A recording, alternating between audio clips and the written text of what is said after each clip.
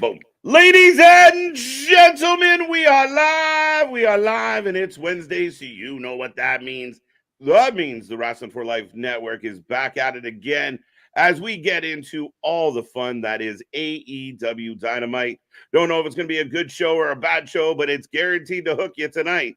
So we're going to get into all the action and have all your reaction to all of it. We are going to be here for 2+ hours, folks. So make sure you grab your snacks, grab your feel good, put a smile on that face, and make sure you hit like and subscribe on the way to that chat. Let's go!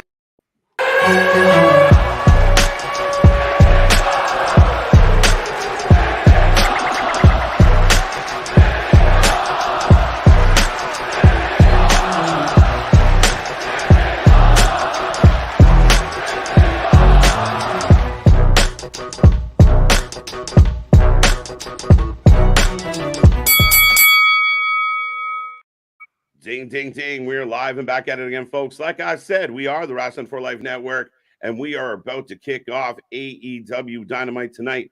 I will remind everyone out there, click all those links below, be a part of the family, get in that chat. This is your wrestling utopia, your wrestling friends you cannot get in your real life, and we are set to go again.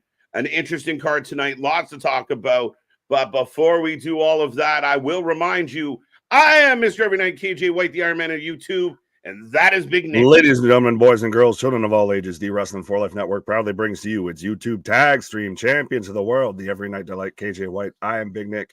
And yes, 2 puffs from the inhaler got me feeling like Lawrence Taylor out here. I am excited for this card tonight here. Yeah, even though I feel I know the results. What's that? I said, even though I feel I know the results. Well, I mean, on paper, to be 100% honest with you, the card tonight doesn't look the most inviting. Let's be real. If I'm being straight up with everybody, the card that I'm looking at for tonight's show, Hook and Joe, I mean, it is what it is, kind of overhyped, over sensationalized by what's happened over the last couple of weeks.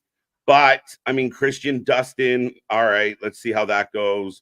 A Ring of Honor trios belt match, fine, we'll get into that. Yeah, we'll see. I'm really curious. I hope they overachieve tonight.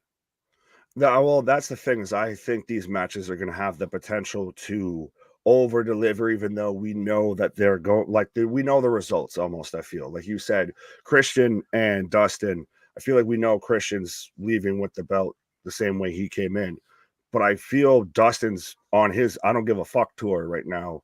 And we saw the match with Swerve. I think this is going to be one of those matches that harkens back to like when Dustin and Cody had their match. I don't feel that at all. I'm not saying that far, my guy, but I'm saying it's going to be a good match of, Christian's going to beat the bejesus out of him, and you're going to have Dustin fighting back as the uber baby face and just, give me one more shot and all that. I think that has potential.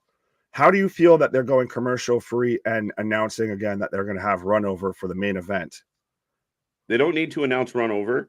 I did not realize they're going commercial free. Why are we going commercial free tonight? What is happening? Well, versus Joe. He's doubling down on this whole main event. Would that not be the main event? That's what I'm saying. He's doubling down on the main event. So the last that he said that match will be commercial free, and then he also mentioned about how there will be Run Over. So I'm assuming that's one and the same. All right. Very intriguing. Again, to me, if you were going to do commercial free or announce a Run Over, which you don't need to announce. I like when we don't know there's going to be a Run Over, because it makes the excitement, because we start looking at the clock thinking things are about to wrap up. And if we got a few more minutes, but we've said it before with Tony, I do think he has to say less. Don't tell us that you're going to reveal the double at your pay-per-view. Don't tell us there's going to be a Run Over. Don't tell us everything that's on your mind when you get all thumb twitchy. Hold some shit back. Yeah, say less, do more. Don't tell us damn near almost specific down to how many minutes over you're going to be, because he pretty much was saying how Warner anticipated already a 7-minute overrun. It's like, my guy, you're literally telegraphing your fucking endpoint there. Yeah, no, absolutely. And I mean, again, we'll see. Like, I just think of the wrestling that's going on in the world right now. Tomorrow they're advertising Osprey. They're, last night we were talking about, Cody and everything going on with the Rumble. next week we're going to get CM Punk and Cody face to face, and this week a contract signing on Friday. And then I look at this card and it just feels a little bit lackluster. It just doesn't feel the same. And that's not me being critical. I'm optimistic that they're going to deliver. But when I was setting up the show for tonight, I was like, shit, man. Like, I mean, Joe and Hook, again, it's going to be what it is.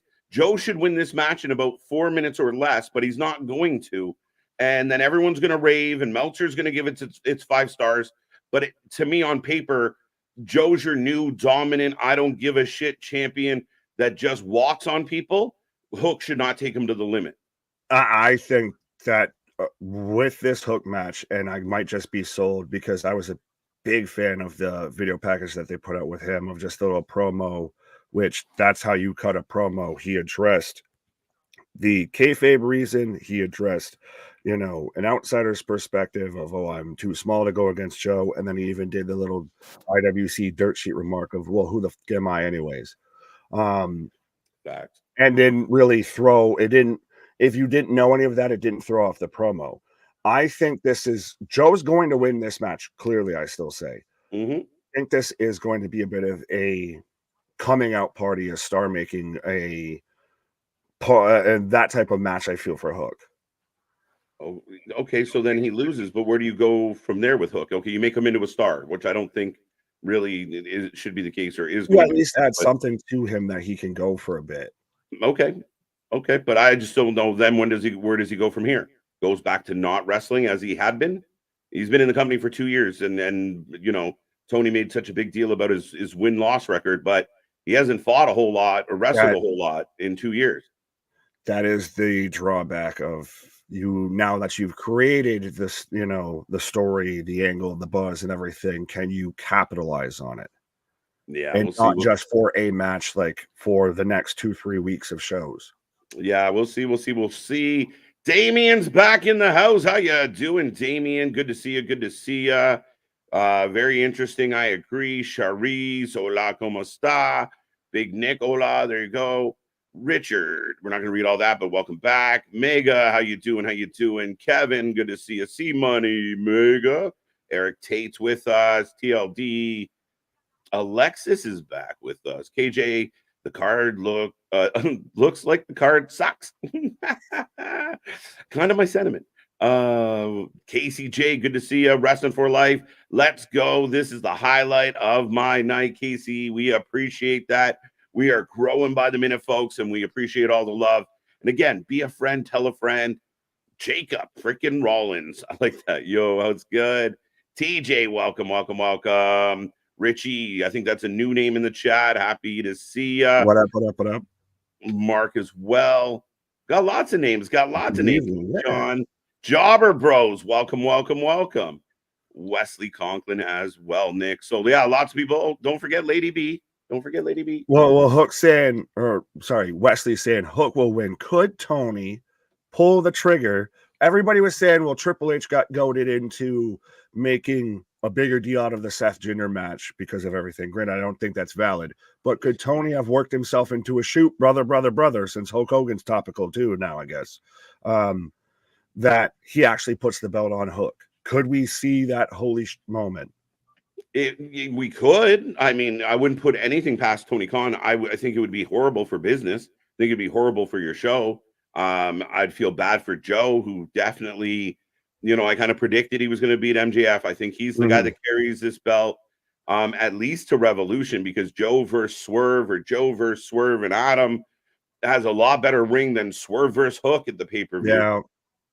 That's my concern. But if he pulls the trigger, man, that is more marking than booking. Facts. Well, here now, while you were talking, what if they do Hook and they angle him towards Christian TNT belt? If he has a good match with Joe? Yeah, they could. But what's happening with Copeland and Christian? Is that done? Are we over that? Like Christian and Dustin being booked and not really, like, unless this is, a squash match for Christian that angles into Copeland coming out.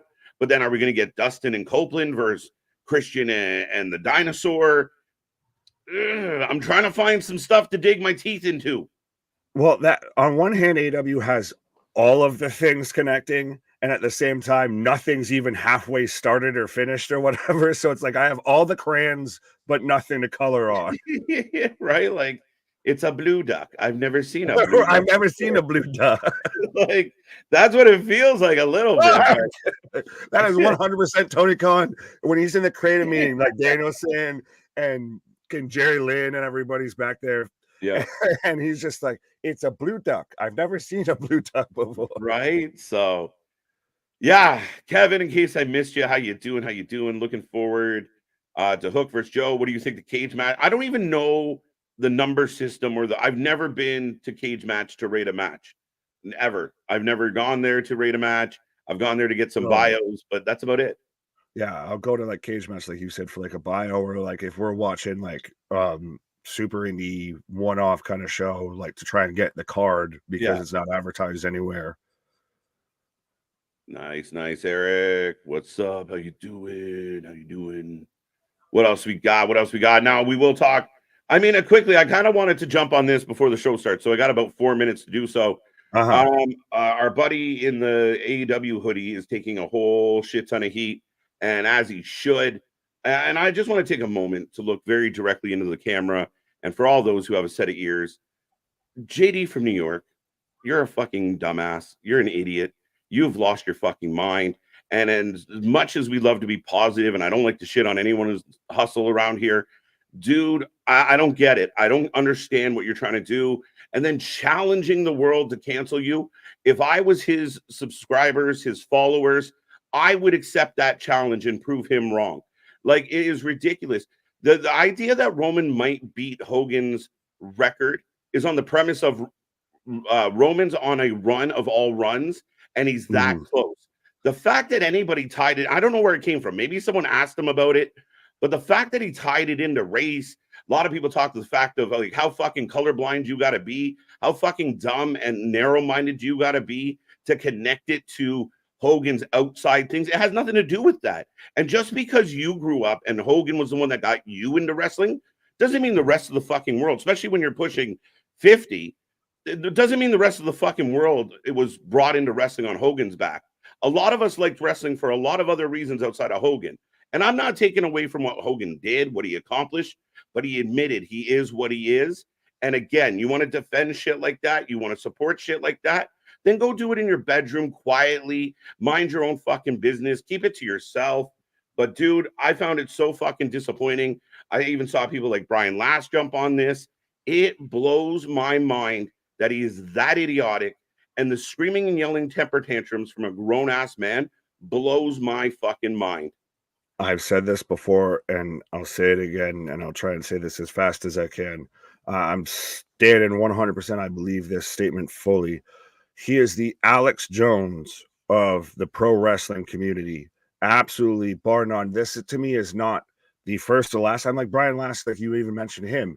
Oh, really interesting terms to where, you know, he's out there, JD saying, oh, I would never say anybody that cuts to highlight reel of him dropping slur, racial terms, slur, all of that. Like, we never try and be just outward and outright negative on this channel. But if there's a human being existing on this planet right now that kind of warrants it, respectfully, it's that man.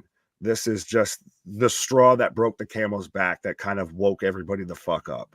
It's nothing new. And again, purposely at times he does it because it generates views. It generates, controversy sells. But there's a line, and you got to walk that line. And you and I don't tread down political shit. We try and stay it to the wrestling. We want to enjoy the wrestling. But I am getting the start of the show, the opening package.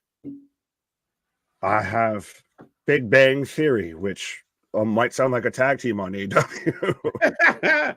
They added a tag match, by the way, folks. I guess Private Party is going to take on Top Flight. So that'll be a high-flying one. Let me know when you got the Kata Hajime. The Kata Hajime, I will let you know when I got the Kata Hajime. Mega, I don't want to talk about the Oilers and their 11-game win streak because number 11 was against my Leafs. And, my Leafs are struggling hardcore right now. I got the Kata Hajime. All All right, we I should got be Joe pretty holding good. up the belt, everything like that. So we should be pretty copacetic. There you go. So, ladies and gentlemen, Nick and I are synced up or pretty close, and hopefully you guys are as well. I will remind everybody listening, click like, click subscribe, be a part of the show, get in the chat. What is on your wrestling mind? WWE, AEW, whatever. We are open to it all. Welcome to the channel, Boston, but thank you for joining us, and let's go. I really hope this show is good. I really do.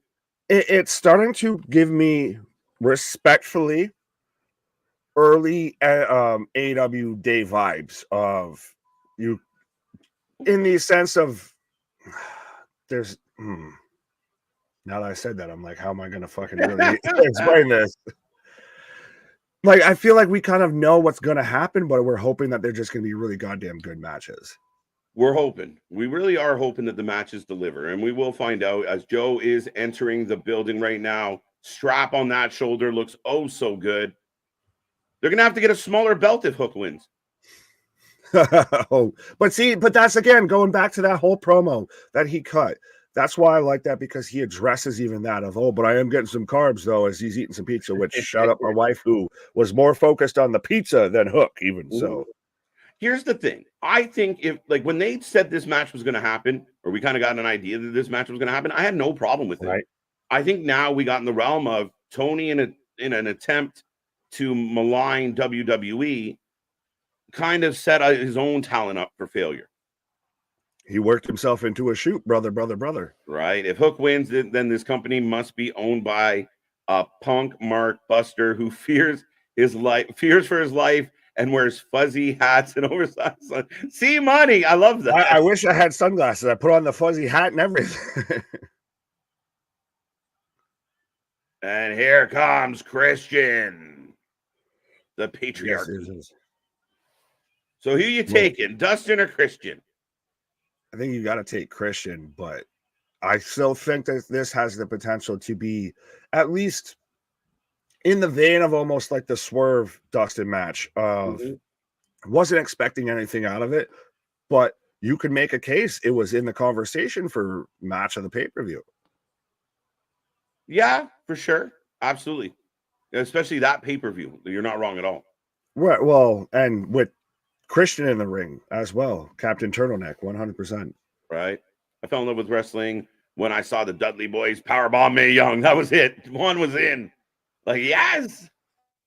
Now, I have a real question of how many people it was actually some like real negative moment, like speaking of Mae Young, like her whole situation with Mark Henry. And they're like, no, what cool thing happened around then that I can call back to? No, like one of my earliest childhood wrestling memories with my dad was Hogan Warrior nose to nose in a giant stadium that was losing its mind. And I get it, but that doesn't negate. You can't go, it's here's, and Dustin's coming out right now, but here's the question for everybody. All right, JD wants to ignore, Hogan's indiscretions. All right, so let's get Chris Benoit into the Hall of Fame. Man, no, it doesn't work that way. You can't look past one to get to the other. We all cheered for the guy, but things change, and you got to deal with things the way they are now. I'm going to wait until try and remember that to come back on a commercial break, because if we're going to talk about you want to defend Hogan and then there's still people that defend Benoit, and I think I've made my feelings on Chris Benoit very publicly known. So, yeah, again, it's a slippery slope. I'll say that. Yeah, and I don't want to spend too much of our awesome stream dealing with. Oh yeah, no, 100%. Well, there was a comment that I was trying to find. Carlos is funny here. The irony of Dustin getting a random title match. Right. But so I liked CX99's comment here of wrestling over everyone. And absolutely, actually, if you go and click the merch store right now, you should be able to actually go and get your own shirt and everything. And when you hit that subscribe button and you buy one of them shirts and then take a picture of you with it and everything like that, that's truly how you stick it to a motherfucker like JD from New York. Right. That's how you do it, is just everybody just get off of that goddamn shit. I'm sick of this ride. I want off. Be a friend, tell a friend. As we're getting the ding, Aubrey with the belt above her head, and we're going to set to go. I got Dustin, the Natural Rhodes, winning the TNT title tonight. We'll see. Interessante. Austin crushes the XD Express bus. Real AEW. He's pumped. He's ready to go. Right. As I've got just kind of collar and elbow tie-ups here. Where do bad folks go when they die? Don't go. Jeff Jarrett is greater than Hogan. I'll accept that. I will give you that. I mean, I would love for Dustin to win it, but I still don't think it's going to happen. But I still want to know what's going to happen with Christian and Copeland. Like, Copeland's off doing the open challenge on Collision, taking on, some of the lesser lights of the company, the Griff Garrisons. I want the story to be told. Can we publicly admit, and I know this might strike a chord with you as a Torontonian, that the Adam Copeland to AEW was a failure to launch? There has been nothing outside of just will he, won't he, and then holy shit, he did. And even that didn't fucking really get a huge response. Yeah, I mean, let down. Yeah, and again, I think it's about expectation, right? When you bring someone in and as if they're like the savior of it all, then you set that person up to underachieve. If he came in and just, kind of did what he did, but you gave him compelling and keep it compelling, then it works. But I mean, hey, what can I say? Go by the bay, play with some hay. I just may. Nice blue lights. I don't know if you mean here, there, or anywhere, but thank you. Well, or unless you're watching us and getting pulled over, if there's red and blue lights, again, I don't know if you're watching us or put the phone down. Put the phone down. Richard's agreeing with Keyshawn. Jason, breaking news. Ian Riccaboni. Oh, yes, I did hear about this, and I don't think we've talked about it. Of Tony Schiavone. It's Sting is at home with the sickness. He's down with the sickness. So we've got Ian Riccaboni on commentary tonight. Well, that should be a much improved. If they could push Excalibur to the side and use Riccaboni all the time, I'd be happy. Ooh. Bum. Christian into the ring post. I guess that I got Christian. There you go. For Dion and Anna Jay, I am looking forward to this. This is the match I'm probably looking forward to the most. I want to see how this match plays out. Oh, yeah. Well, that's her debut match on Dynamite. Her first match in AEW, interestingly enough, was on Collision. So maybe the Young Bucks will announce their retirement at Revolution. What do you mean? They're better than they've ever been. They're hotter than they've ever been. Have you seen those Vince McMahon mustaches? Bro, my guy, they look like backup henchmen on a Mad TV skit to Will Sasso playing the fucking Godfather with this fucking the mustaches and Right.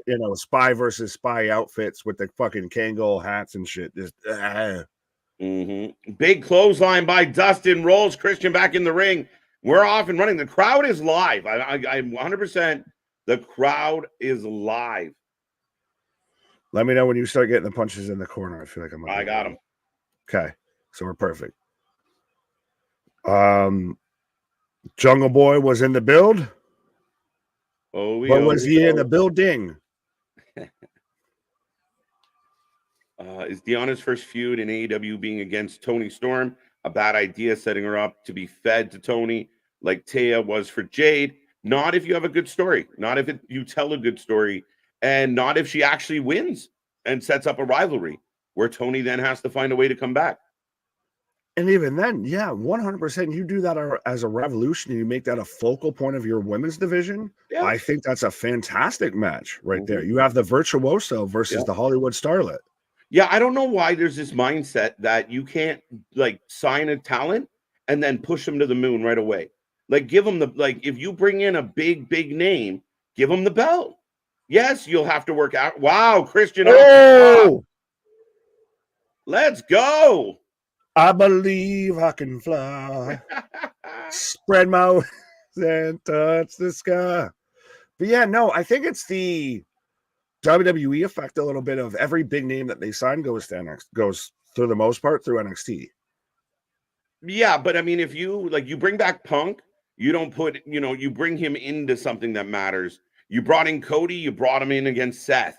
You don't have Cody fucking around with, Chad Gable for 3 months. But is Cody Deonna Purrazzo? No, but you want her to be the Cody of that division. You want to treat her like that. And if you want people to believe, you send her right after Tony. You build that angle to Revolution. And why not have her win? Tony can get it back, but you want people to believe in her as a top lady, not, 2 months from now having matches with Abaddon. Well, and secondary question is, who else are you going to send? Because that's a very good question. Right. We are in picture, folks. Dustin is in control in my little box. Pause. Lady Venom, what up? Going through everybody. Max, all right. I got to go. Wanted to swing by and say, hey, won't be here often. Well, at least you popped in. Be a friend, tell a friend. There you go. Got to take care of your 6 kids, man. He got kids. He's got to recover from them Cleveland Browns. So, right. Commercial break number 1. Picture. Jobber Bros, you're celebrating too soon. Christian Cage 1. Richard's on drugs. Y'all can cap. But the 2 50-year-old veterans in the ring. This match is pretty entertaining. Yeah, no, it's off to a flaming start. Yes, no one was saying anything bad about the match. We were literally talking about other things. And is Christian 40 or 50? Sorry. Yeah, no, he's 50. I believe they're both. Well, we know Dustin's pushing 60. Push it to the limit. But yeah, no one was saying this was a bad match at all. We were literally hyping up of Christian going up over the top rope here with the, the Undertaker spot. Yeah, on paper, it's not the most compelling booking as far as you're not sure what you're going to get, but they're coming out swinging. The Christian jumping off the top turnbuckle to the floor works for me. Well, like I said, if you almost feel like you know the results, but it's still, you want to see the match and see what happens. What's up, Bash? How you doing? Can anyone actually watch the match when it's in PI picture? Not really. What is this? A match for ants? Oh, that's funny. A lot of the Suicide Squad everywhere. Well, that's this whole shindig's brought to you by that because, of course, Samoa Joseph's in the video game, so yes, gotta love Samoa Joe. That's partly why I'm like, all right, let's just make this make sense for Joe. Oh, absolutely. I think Samoa Joe is fantastic. I think it's ridiculous. And if you want to talk, people want to talk about fumble in the bag, the fact that they fired Samoa Joe from WWE twice, not once, but twice. Right. Merely contributing to content I enjoy, Roddy. We appreciate it. We really do. Your generosity is not lost on us, and every penny goes right back into the channel, helps us cover some of these subscriptions and, trying to make the dream work. Teamwork makes the dream work 100%. And especially now with so many goddamn apps, you have TNA Plus, you have the Peacocks, you have fucking CW app now. We got to get that now. You have Fight, you have Premiere. Dustin firing back up here. Yeah. Knee drop. Manhattan drop. All right. You got Rick right there. You got Riccaboni right there. Ichabod Crane right there. Yeah, Ichabod Crane. And I got to listen to Excalibur. It kills me. 2 count. I like this match. I mean, AEW match. I like this WWE match. I mean, I got you. You wrote that whole comment out and still sent it and didn't edit any. No, I think it's funny, right? Because Edge and Dustin. Fair enough. Okay. Over the head. I thought Adam Copeland was going to be TNT champion, and I still think the story is untold. He had a reign. It was all of 30 seconds, but he had a reign. Setting it up. Aubrey Shattered dreams. Oh no, Christian not even waiting. He got one leg free already. Right. You really can't pull that off in front of the ref.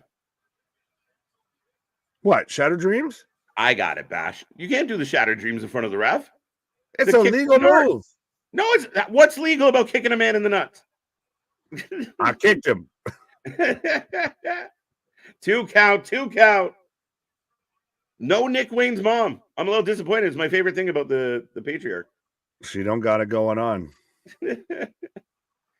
AEW needs to bring in Zac Efron, bring in the movie, the Carrie, and bring in the whole family and the Von Erichs. My guy there from the Bear that played Carrie Von Erich said, I'd wrestle, but I need my Zac Efron. I need my tag team partner. Trios. They're a trios team.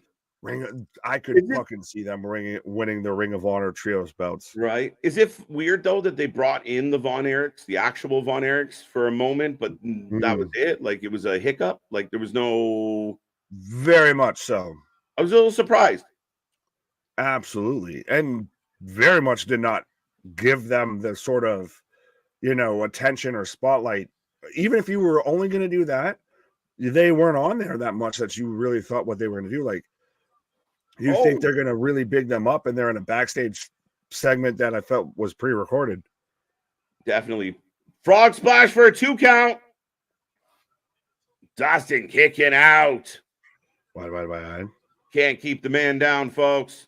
Good it's match. Hard times out here, baby. This is what I wanted. Overachieve, guys. Surprise me.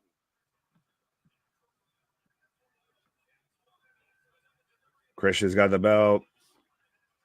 Why is Shattered Dreams treated like a low blow? It is a low blow. I mean, it's a turn baggage.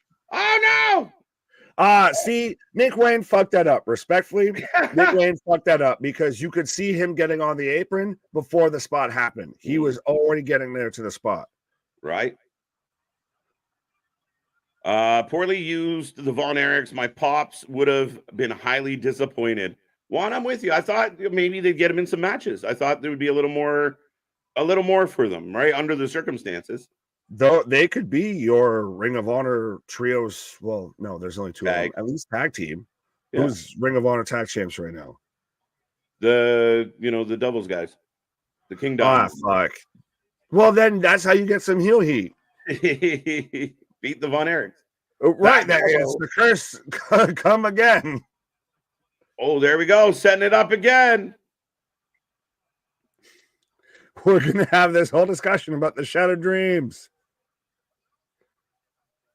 There you go. You got the distraction this time. Yeah. See? But again, are AEW officials thick in the head? Like, yeah. The answer is yes. 2 + 2 equals 22 with most of them. Dual mid-card champion, all while being a world champion. Make it make sense. Tim not happy. I don't like the whole thing. I know you're a fan, so I'll leave it alone. What do you not like? That's my question. Crossroads. Oh, 1, 2, 2 out. Oh, lazy pin by the vet. He didn't hook the leg. He didn't hook the leg. And I liked the homie in the crowd that had just the giant 2 that popped up. Like, okay, so we know what the count was. Nick Wayne messing with Dustin as he rolls out. Bro, what did he try and do? Fucking untie his shoes? Like, sorry, Nick Wayne has been terrible on the outside here. Yeah, Lucha Dude takes a boot to the gonads. Right. Dustin catches Destroyer. He looked like he was not going to get that. That was terrifying. That's the scariest Destroyer I've ever seen. You're not wrong, my guy. Ooh. That shit was dripping like maple syrup. That move, that moved at a glacier tectonic pace. Christian setting up in the corner. Spear. Oh. And no sell by Dustin. Oh, wait, you got to do your finisher. Let me help you. Right, let me help you up. You won't pick me up, so let me help you up. Whoa, he kicked out. He kicked out of the unprettier. What in John Moxley is happening? Crowd goes wild. Tepid.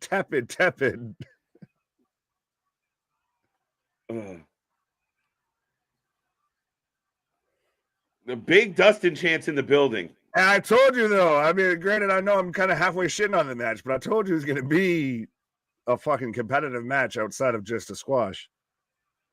And it's over. It's over. I hate that spot of like I hit my finisher on the biggest moment, and then so I let the crowd have a reaction for a minute, and then turn around and do the same thing and win again. Yeah. Boo. Just protect your finisher and end it in the one shot. Baron Corbin's hardly the prime example of protecting your finisher. Is Nick Wayne okay? We don't know. That was terrifying. As we go to Renee Paquette. Swerve.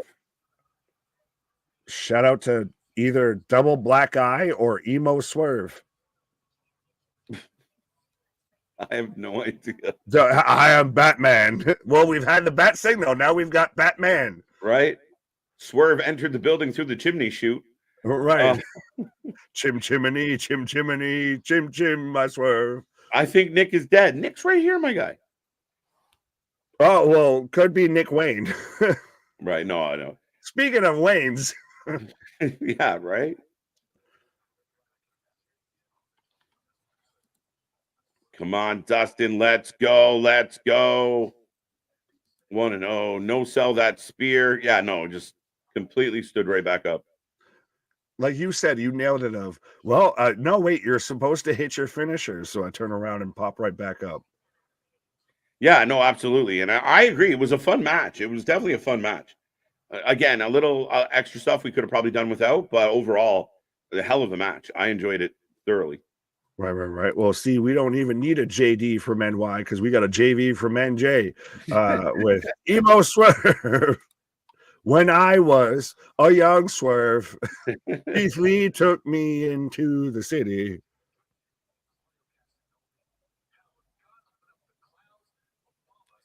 I didn't like the finish either, but hey, it's a finish. Yeah, I mean, just little details. And, you kind of, with two guys who, combined age of 100 plus, you think they know better. Like, okay, you're going to hit me with the spear, hit your finisher, we're going to go home. You don't have to hit your finisher twice.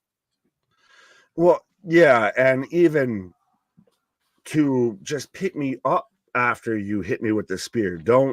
I don't have to fucking turn around and pop up. Because especially when the camera's right the fuck there. Right. Swerve should do Clubber Lang from Rocky. Hey, woman, he treats you right. What's your prediction for the fight? Pain. What about the Ultimate Warrior is this man talking about? I have no idea. But Swerve said he's still coming after that title. So, and it does feel like potentially getting a three-way at the pay-per-view, Joe, Hangman, and Swerve. Do you get a triple threat, or do you get a number one contenders match to Joe? I don't know. That's a good question. So I think you could get a potential. Sorry, you were saying? No, I was just saying I think you could get the potential number one contenders match. I think you've seen everybody that's out there and trying to really fucking shoehorn Swerve versus Hangman being the top feud in AEW, which granted kind of is. Granted, they want to put it on like Rock Austin levels, but I could see that being your number one contenders to Joe, and then you can still run it back with whoever didn't win the number one contenders match. Yeah, I wonder if they do that instead. But then again, they try and protect their talent so much. Would they allow, would they allow one of them to take an L on the way to Joe, or would they just say, screw it, put them all in the match? Well, and it also begs the question of, shit. So if it's a triple threat, either way, who do you have out of those three men, whether it be Joe, Swerve, or Hangman, AEW World Champion? I thought it was Swerve. I think it's Swerve's time. I thought Joe won at World's End, and he would hold the belt to Revolution. And if you had built, just Swerve and Joe having a rivalry of Swerve is the up-and-coming hot guy that wants it all, and Joe's the older veteran benevolent that has no interest in giving up the belt. That to me would have built nicely. Now we have all these other parts to it, but that's how I would have done it. Right to Revolution, have these two men have a series of interactions that build to this culminating moment that everybody can pop for. Well, and that brings up a huge point of, could you have that triple threat like you were talking about, and Hangman's the one that takes the pin? Because I do agree, it's top rope, big pressure, apply. Yeah, swerve, why not drop? That's the biggest thing that they have in their fucking arsenal. So absolutely, you pull the trigger on that. Mm-hmm. And it keeps Joe strong because he didn't take the pin. Now, could it be a fatal 4-way with Hook? No, I really shouldn't be. Again, we saw what they did last week, and I was very critical of the fact that, okay, you want to do her? Oh, wait, we're going back to Saturday and this nonsense. I'm so glad we were watching other shows than this. Yeah, I was very happy that we watched Real Glass, Cry Me a River. Right, hardcore parkour. Get rid of hardcore parkour. Sammy jumping from the top of on a show that got just over 300,000 viewers. Not a pay-per-view, not a big match, just, whatever. Not a big hyped up feud. We got Jericho. And instantly the crowd reaction just all of a sudden really perked up and got really loud.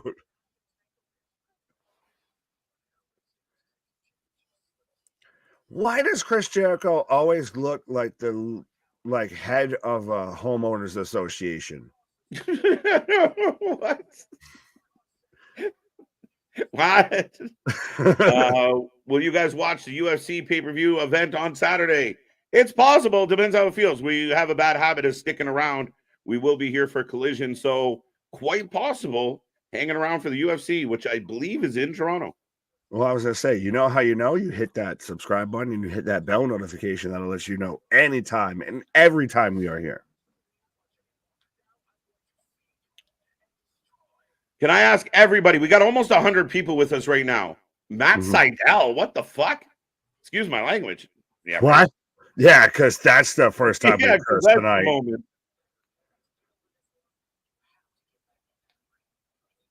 What in the American Eagle suit coat is he fucking wearing here? Sydal is challenging Jericho Pourquoi? Parquet, because who gives a fuck A? Here's my question for everyone out there. A, does anybody want to see Jericho versus Sydal? B, does anyone want to see Jericho and Sammy versus the Callis family? Can Takeshita and Hobbs not do better? Yes. All the way around. Yes. Well, to that question, not the whole thing of people wanting to see it. No. They're doing very smart. Well, I don't know if smart's the right word. They're being very strategic with Jericho as far as I can tell. We saw a couple weeks ago where they played his music over the whole segment. Now he's only doing backstage. He's not coming out to the ring and doing interviews. Right. Well, Buddhist in my mind. I become. And here's Jane, which means we got the best friends. Orange Cassidy and Trent Beretta. When was the last time that Chuck T was in something? Did he get hurt or they just don't want to use him? No, I think he might be hurt, but then again, they're also very much doing the whole kind of Trent Beretta of he's becoming his own individual kind of halfway heel character. I want a t-shirt that says Trent Beretta for heel. Jericho definitely overdue for. Again, I think there was an opportunity for Jericho to make spot bookings. Do commentary every 4-6 months. Find a reason to get out of the commentary chair and fight an up-and-coming person that you could put over. Him trying to be your marquee guy. He's one of your top. He's not. And you using him in that. Hey, Ray Phoenix. So we've got and Penta are going to take on Orange Cassidy and Trent. Right. I like this stuff. Wrestling, smoke, and cheese fries. Cigar on the waffle, cigarette and a Bentley. What's up, Russell? How you doing? How you doing? How you doing? Oh, what happened to Ray Phoenix? He was hurt, and then he came back. Then he was hurt. Then he came back. Then he was hurt. Then he came back. Then he was hurt. Well, we have the safest company. We have the safest promotion. All right. AEW likes using people in spurts like this. We will get Matt Sydal for 3 weeks and then gone again for 4 months. It might not even be 3 weeks, but you're right about the spurtiness of the company. That's for sure. I was going to say, so you'd say people in AEW come in spurts. Is that what you're trying to say out loud right now? Yeah, Jericho's like 2 steps away from doing like Rock of Love. Dude taking a bus tour of a whole bunch of fucking, I'm waiting for fucking Time Warner to put out a, reality series involving Chris Jericho, or at least a game show to where he's the fucking host. Oh my God. Well, like you said, it'd be like Rock of Love with goddamn Bret Michaels. Right. He's that close. I still want to see like can we get just less Jericho overall? That's it. That really is it. Just got here. Welcome, Michael. How you doing? Welcome to the show. Welcome to the channel. CX is pausing Nick. All right, who you taking, folks? We got about 90 people with us. Who are you taking? Who are you taking? Only 44 likes. That is a little bit low for this channel. So, yeah, what's going on, folks? 100 people hanging out. Click that like button. Be a friend, tell a friend. So I've got OC and Penta right now in the ring. Right.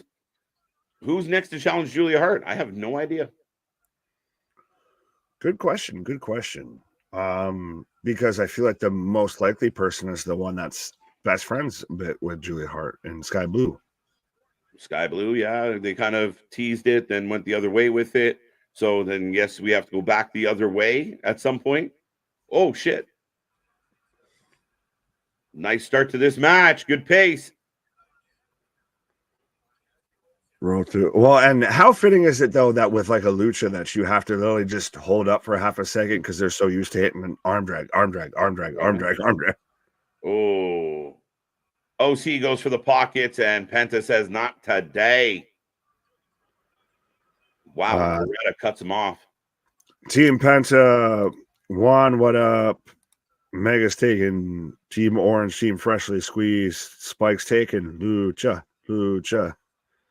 Commander Springboard. Damien, why is this match on? I'm starting to think that AEW are overdue for a deathmatch tournament at this rate of being so-called safe. They should do a deathmatch pay-per-view. Let's go. Everyone just quote tweet the fucking exploding ring match between Moxley and Omega, and safest company ever. Jim Carney, welcome back. I don't want to see Jericho, period. Not because I have issues, not because of his issues, but he looks like a washed-up 80s hairband singer. And again, prior, you and I have both been on the record for weeks, months about Jericho. And again, prior to any of these allegations, he's dragging the product down. He's hurting your product, and you're booking him in prominent spots. Like, you talk about, why did Jinder Mahal get a title shot? Well, why did Jericho get a title shot? Are you fucking kidding me?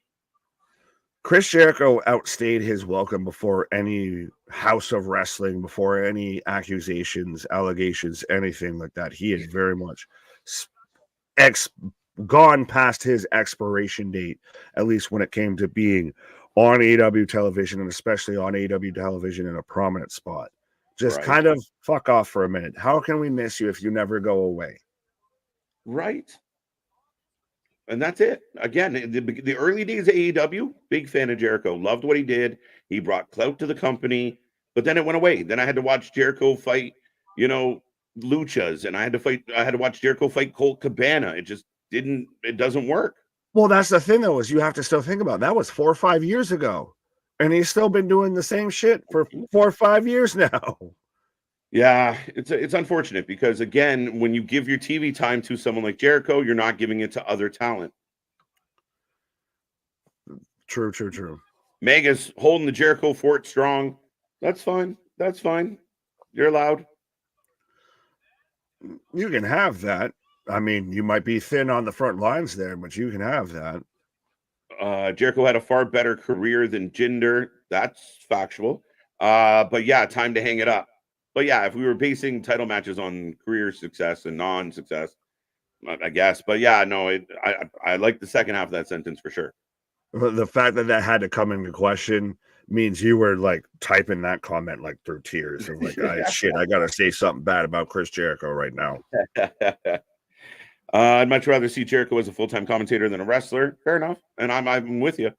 And again, not saying he can't have a match. What's that? I don't want him as a commentator. Yeah, but if I had to choose, well, yeah, okay, yeah, lesser of two evils, right? He's under contract to Tony for another 8 years. Like, fuck, he ain't going nowhere. Todd Pettengill, right? Dun, dun, dun. I blame Tony Khan. He shows Jericho too much favoritism. Exactly. That's the problem with Jericho. That's the problem with the Bucks. That's the problem with Hangman. Is you have better talent that's underutilized because you're trying to protect your people. What do you mean, you people? Right? Your people. What do you mean, you people? Nope.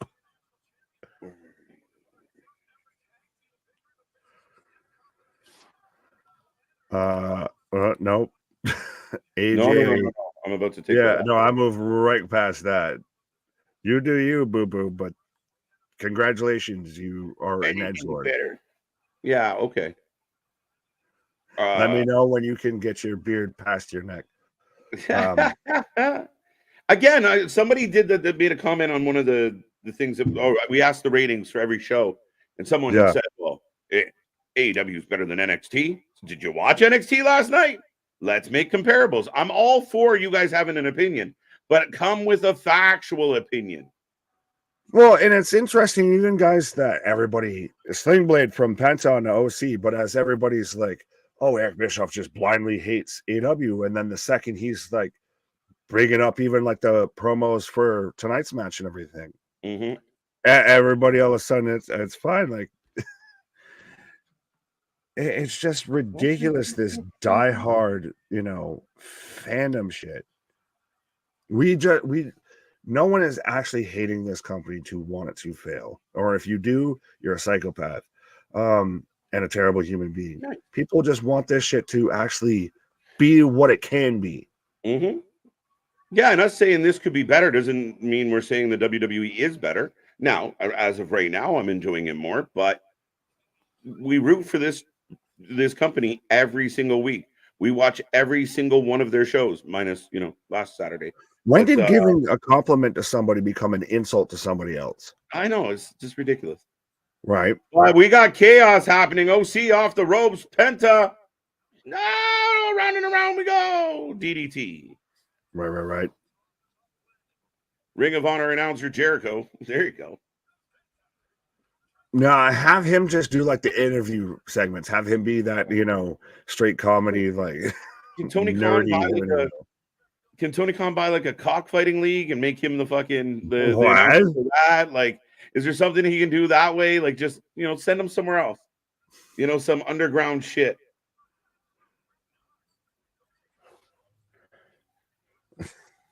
Insurrection Fight Club. TK needs to stop bringing in these ex-WWE guys and look to the into the indie promotions. You're not wrong. And look into the talent that you have within that you could utilize. Well, absolutely. Build with the talent you have instead of keep trying to sign free agents and keep trying to add. Like, make, the most of what you have. Yeah. Don't just keep adding to the cabinet. Well, that's it. Like Eric Bischoff, speaking of the fellow. Oh, wait. Wow. Duck and kick by Penta. Trent is wobbled. Right. Another Canadian destroyer. That's what Dustin should have done. A little pop-up, off the back. He needed a spotter. Right. I need a spot, bro. Oh, springboard crossbody. Frog splash. Yeah, well, that's the thing. If you do this, is that what makes it a frog splash? Outside of if you just kind of like dolphin splash? Tadpole dive. Right. I still call Kevin Owens Frog Splash the Bullfrog Splash. Yeah, that makes sense. Oh, Pentagon's truck OC gets reversed. I called it Phoenix, but it's Commander, by the way. It's Commander. Phoenix is at ringside. Yeah, Commander's everywhere and anywhere.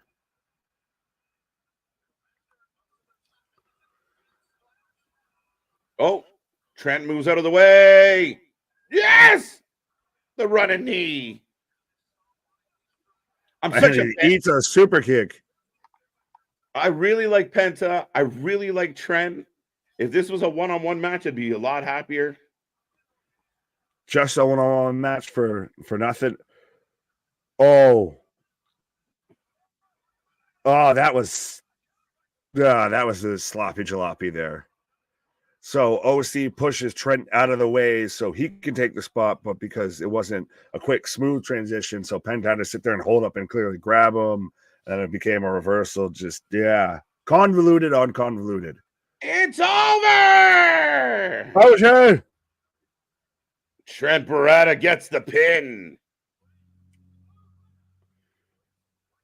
with the Dude Buster.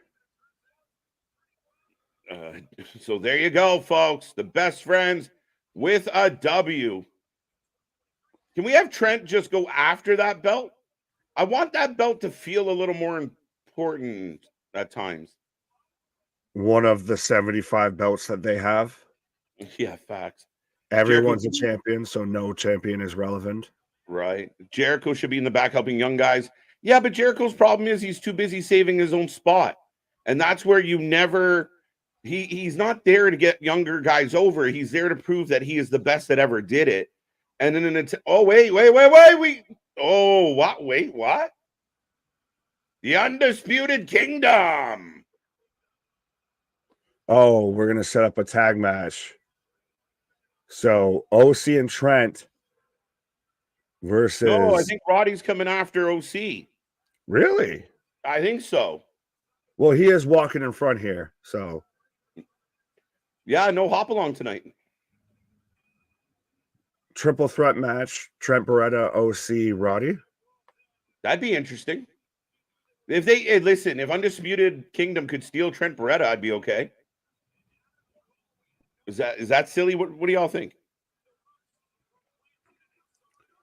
Is OC giving you, or not OC, Undisputed Kingdom giving you a little NWO meets current New Japan Bullet Club vibes? Right. Oh, they got a mic. Thought we might get a scrap, but we're gonna get a talk. Cassidy! Yeah. Here we go, folks. No.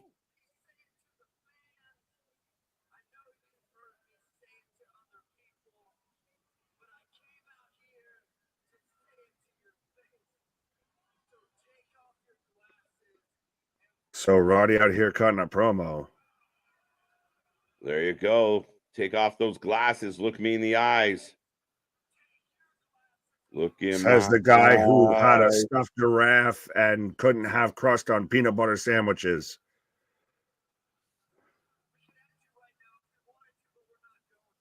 Okay. We could end you, bitch. You can't handle crust on a sandwich. Right. Fuck off. Do we have a problem here? Do we have a problem? Right? Like, come on now.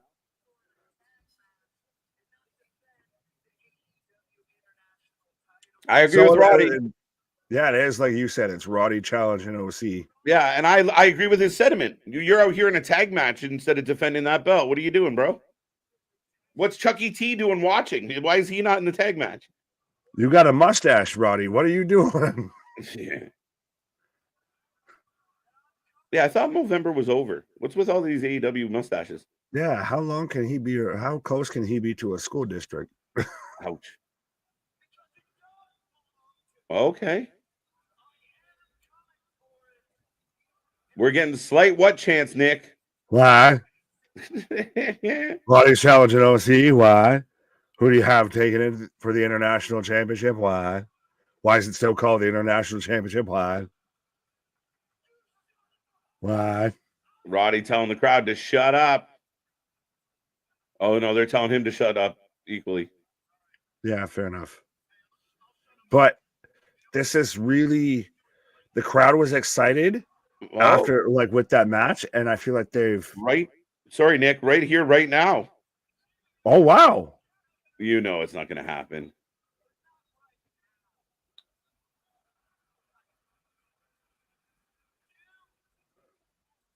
Is it me a little bit, or has this crowd gone from we were excited after the end of this tag match and everything, and then now we've slowed it down? We've slowed it way down.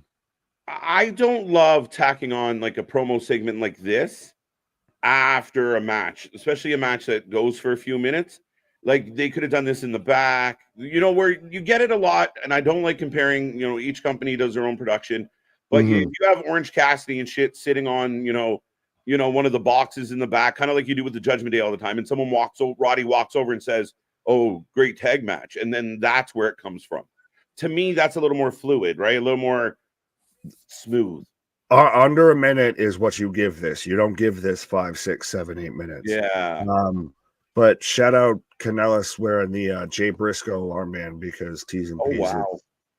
1 year since Jay Briscoe passed. Yes, it is. It was a really sad day. You and I, covering wrestling that day and then the days after. Right. It's crazy to think a year has gone by. But Adam Page also with a mustache. I was gonna say, why does everyone here in AEW look like Red Dead Redemption?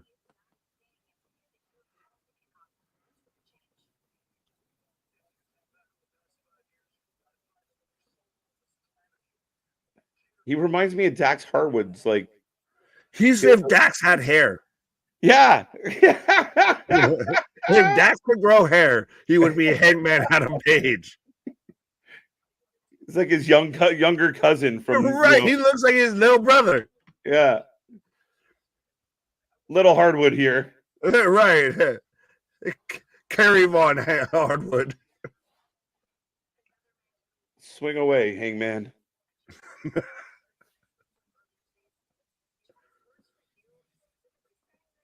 You can't beat me.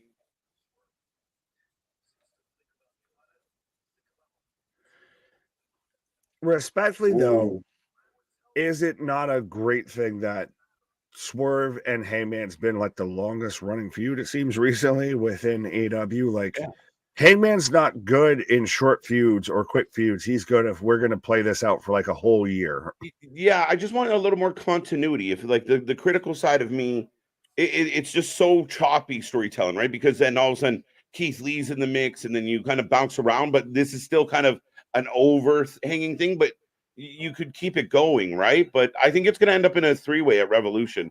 Well, but, I think that's how you. Mark. Sorry, dude. No, you're good. I will mark out for this moment 100%, as we were just talking earlier, of a year to the day. And on one hand, I like it. I love it. I respect it. At the same time, really, this is when you want to be like, go out there, dance, Mark. Dance, do the thing. Tony Khan. Oh, sorry, I lost where I wanted to click. Similar to OC and MJF, are people tired of the Seth's title reign because we've seen him wrestle too much and his matches start to feel the same? I haven't got to that point. Maybe some have, but different. There's meaning behind everything Seth does, right? Every match he's had. Well, I mean, even Jinder was a bit of a quick turnaround, but we knew that was a throwaway match. But Mark's got the mic, and I don't want to talk over him. Yeah. I see the chat blowing up. Right. T's and P's.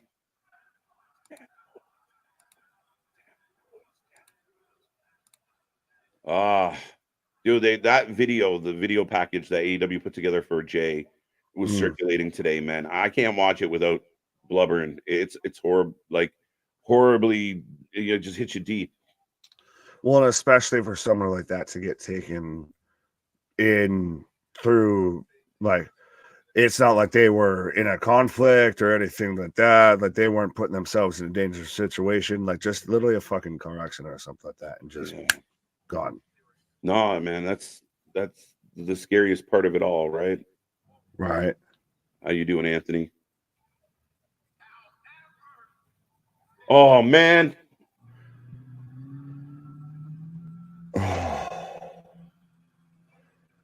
When he hit that, however, man, you could hear that lump in his throat.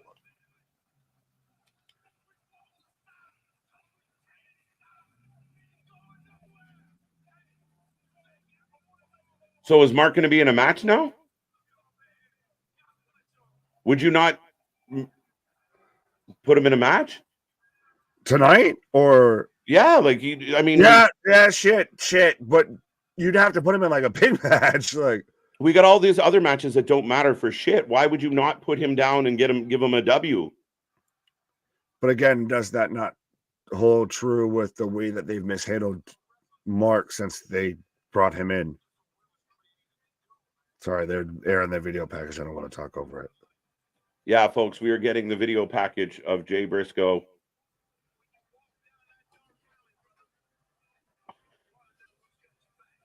Two and 0. Yeah, it wasn't good. Like instead of the match we just got, put Mark in a match and have the crowd go crazy. We just honored Brody Lee. Why would we not honor Jay Briscoe in the same way? Absolutely. Well, yeah, very valid point. And just on a side note of Richard even bringing it up, because that was one of his daughters that was in the car accident with Jay. Yep. And I'm happy she can walk. Like, not gonna lie, I'm gonna stop talking because it's just, listen, again, not to get overly sentimental, everybody, but life is short. We love doing these streams. Sometimes we forget that these are, when we talk about the criticism you give these people who entertain us every day, but they're family men. I got a little girl, and you think about his little girl and what she went through and what his family has gone through. It's heartbreaking, and life is short. Live it as best you can. Be positive, give love, because it could be over tomorrow, man. It really could. To see somebody that's that passionate about what they do and to be just on the other side and be that passionate about them being that passionate about it, it's that interesting connection that you can't replace. And it sucks, man. But again, we talk a lot of shit and wrestling's wrestling, but man, we lost a good man. We lost a good person, and his family will never recover. We talked about Bray. We talked about others, and T's and P's. Jay Briscoe. The best thing out of it, though, is the connection that we've even started here and everything, and the whole little community and families and shit that fucking stem up from being passionate about this little thing that, is pro wrestling that comes out of, the circus and shit like that, that meanwhile builds families, and you have this bond between performer and fan, and that's at times what makes the wrestling, fandom a little weird, but it's just 100% my guy. Yeah, I'm really disappointed that you didn't have that little package, which was beautiful, short but beautiful, and then follow it up with a Mark match that he gets a win. Maybe he fights Dustin Rhodes instead of wasting Christian, who's already in an angle.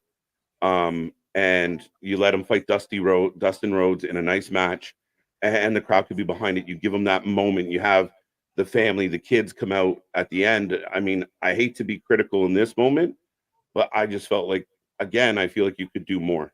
You could do it, and I don't want to get critical with it because respectfully, maybe Mark didn't want to do that. Like, even to me to even have Mark come out there the year after his brother passed and everything like that and have to sit there and talk about it. And I get it's an amazing moment. It's fantastic, but they don't owe us that. He does not owe us that 100%. He's fully, if he needs to sit there and just not be on anything for a while or whatever to fucking comprehend this shit, fine. So I get 100% it would have been even more amazing than what we got if they did that. But I don't want to hold anyone accountable that we didn't get that. Yeah. No, I mean, dude, and beyond the wrestling, it's just it's heartbreaking, it's tragic, and we've doing this live, there's been 3 big ones so far. Scott Hall, Jay Briscoe, and Bray Wyatt. I mean, it really sad moments to kind of do what we do and keep a happy face and keep a smile. But yeah, so if that could just stop, that'd be great. Yeah, no shit. If we could just keep it at 3. We don't want 4 at all. Mm-hmm. Yeah. But before we get back from commercial, and we'll try and tune this back up, folks. But like I said, be a friend, tell a friend, share love. I mean, if you're holding a grudge, if you're angry tweeting, we talked last night about the venom and the disgusting side of the IWC. It's moments like that maybe think twice before you shit on somebody. Maybe think twice before you're critical. And if you're having a bad day, reach out. You got friends here. You got friends out there. Absolutely. And the wrestling universe is still so small. So 100% use your friends. You know, be a friend, tell a friend. That's not just a gimmick. That's not just a slogan.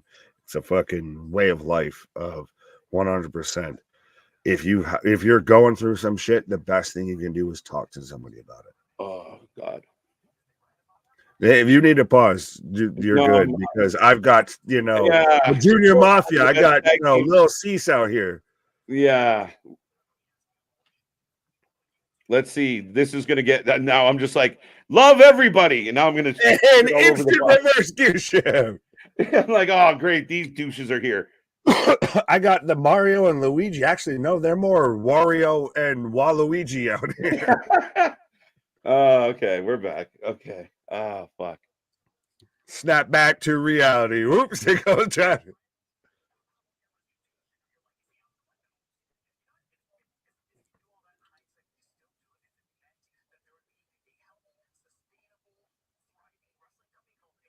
But you guys have had. I mean, I don't. If they're supposed to be heels and lean as far into this as they can, I don't hate that they're like, you're welcome for this. Like, if you're gonna put all of this on the line, like if you're gonna fucking lean into it, then lean.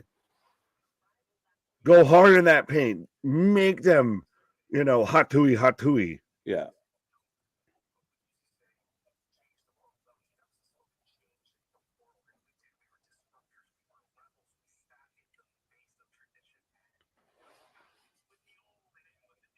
Okay. I'm just out with the old and in with the new. Y'all aren't Young Buck fans, not even a little bit. I'm neither young or a buck. I don't know. Even Renee's not a fucking fan of these. Yeah, like I really got to sit here through this shit. Right. Well, anytime you could shut the fuck up would be appreciated. My biggest problem, I didn't think the Bucks sucked. I didn't. I like their New Japan work. I like their Ring of Honor work. It was just constantly this belief that they are better and bigger than what they truly are. Even in AEW, they have meant less to AEW than they claim to have. They weren't big. Again, every once in a while they get a spot heavy match. They make their shoe explode or they put thumbtacks on it, and that's it. And them fighting Sting at the end, Sting's last match ever is going to be with these clowns. That is devastating. I'm so conflicted on this whole situation because I don't like that this is going to be Sting's last match. I guess I have to deal with the fact that he wants at least a tag match. But at the same time, I know we've been very critical of the Young Bucks. I was right there with you. I got the reason everybody got behind AEW was because of the buzz and everything they had. And then they were a number one draft pick bust of, we all saw the buzz and then it just never grew. But if we're going to lean this, and tell me Nick Jackson doesn't look like Jason Mewes just out here looking like a mafia movie. Noise. I am the Buck command. I am the elite commander. You said when you see this face, you think all elite. Yeah, shit. Now they looked at their phone and said, as EVPs, we're going to pull some strings. Yeah, the strings they should pull is out from between their legs. But other than that, here are the Bullet Club. I just listen. And again, people can argue with me and I'm all ears, but I just don't get it. I don't buy their hype. I want to be shown. And they told me, yeah, they stood at a press conference at the beginning of AEW and said they're going to give us the best tag team division in the world. And that failed because they ran away from FTR. They buried the tag team division because of their own shit. And that's what bothers me about Jericho. That's what bothers me about them. They don't build people up. They let their insecurities hurt AEW. And as an AEW fan, I think that sucks. I agree with you I don't buy and get fully the hype, but like I said, that promo and everything kind of started to swing me back around respectfully of, at least, like I said, if you're going to lean into being an asshole, lean into being an asshole. Now, granted, I hate that 2, 3, 4 of the boys that are working, week in and week out are EVPs of the company, a la Kevin Nash, Hulk Hogan, all of that shit, to an extent. But if you're gonna go with it, just they're leaning into the heat versus trying to run away from it. Yeah, which I feel like they've constantly done. I'll give you that. I'll give you that for sure. And I know somebody pointed out Sting picked this match. I don't care. You have a boss. You could go to your boss tomorrow and say, hey, boss, you know the job you got me doing? I want to do Joe's job. And the boss's job is to tell you to shut the fuck up and get back to work. Sting might have wanted to fight the Bucks, but still, my opinion is you have to do what's best for business. And you had an opportunity to pole vault Darby even higher. You have this big angle, this big match that pays off. And that's kind of what I wanted. Sting didn't want it. I'm sorry it happened that way. But FTR in Carolina would not be a bigger draw, would not be a bigger thing than the Young Bucks. That's the thing is, do you need to incorporate an angle into Sting's last match or just have it be a really goddamn good match? No, but I want an angle. I want a story. Like, again, what angle do you have to finish after Sting loses the match? Wait, how many retirement matches have we seen that built angles, that you have an angle building into it? The Ric Flairs, the Undertakers, name after name after name. You know they're leaving. You don't just say, all right, I'm going to fight you in 2 months. See you then. No, you build towards it. There's a reason why this match is happening. 2 old friends, 2 longtime rivals. WWE did it for over 3 years with Triple H, the end of an era. That's the stories you tell. I was saying if you did FTR versus Sting and Darby, to me, that's no angle and everything. And then I could still question, so which retirement match for Ric Flair? The first one, the second one, or probably still the third one? We never got a true Undertaker retirement match. We got what we all assumed, and then he still came back and then did the angle at Survivor Series, which you're still hoping that he does something in front of an audience. I think that, again, if you were going to do a tag team match, especially being in, Greensboro, why not FTR? You have 2 months to come up with a reason. It's no different than the arbitrary Bucks picking it. I just think it would have been better. No, you're valid on that. I was more of agreeing with you of much like how people say we even say there's no story with the Bucks match having been in this. There doesn't need to be a reason for FTR to have a match. There's no place, like you said, there's no place, to do it, and there's no team to retire Sting and all of that, and just make it that a celebration of Sting versus having to have an angle coming out of it. Yeah. No, I don't expect one coming out of it. I expect one going into it. Gotcha. And you add the meaning to that moment. Bullet Club Gold is in the ring, by the way. They're taking on the Embassy, and I got a feeling they're going to win. I'm taking them to win. You guys can let me know who you think are going to take the W here. But the Bullet Club Gold's trying to prove to the Acclaimed that they can be trios champions too. Well, and I think that's what we're going to happen here. I'm going to tag out here. Speaking of teams. There you go. Nick's taking a pause for the cause. We got the trios match rolling along. And right now, Brian Cage is chucking around one of the ass boys.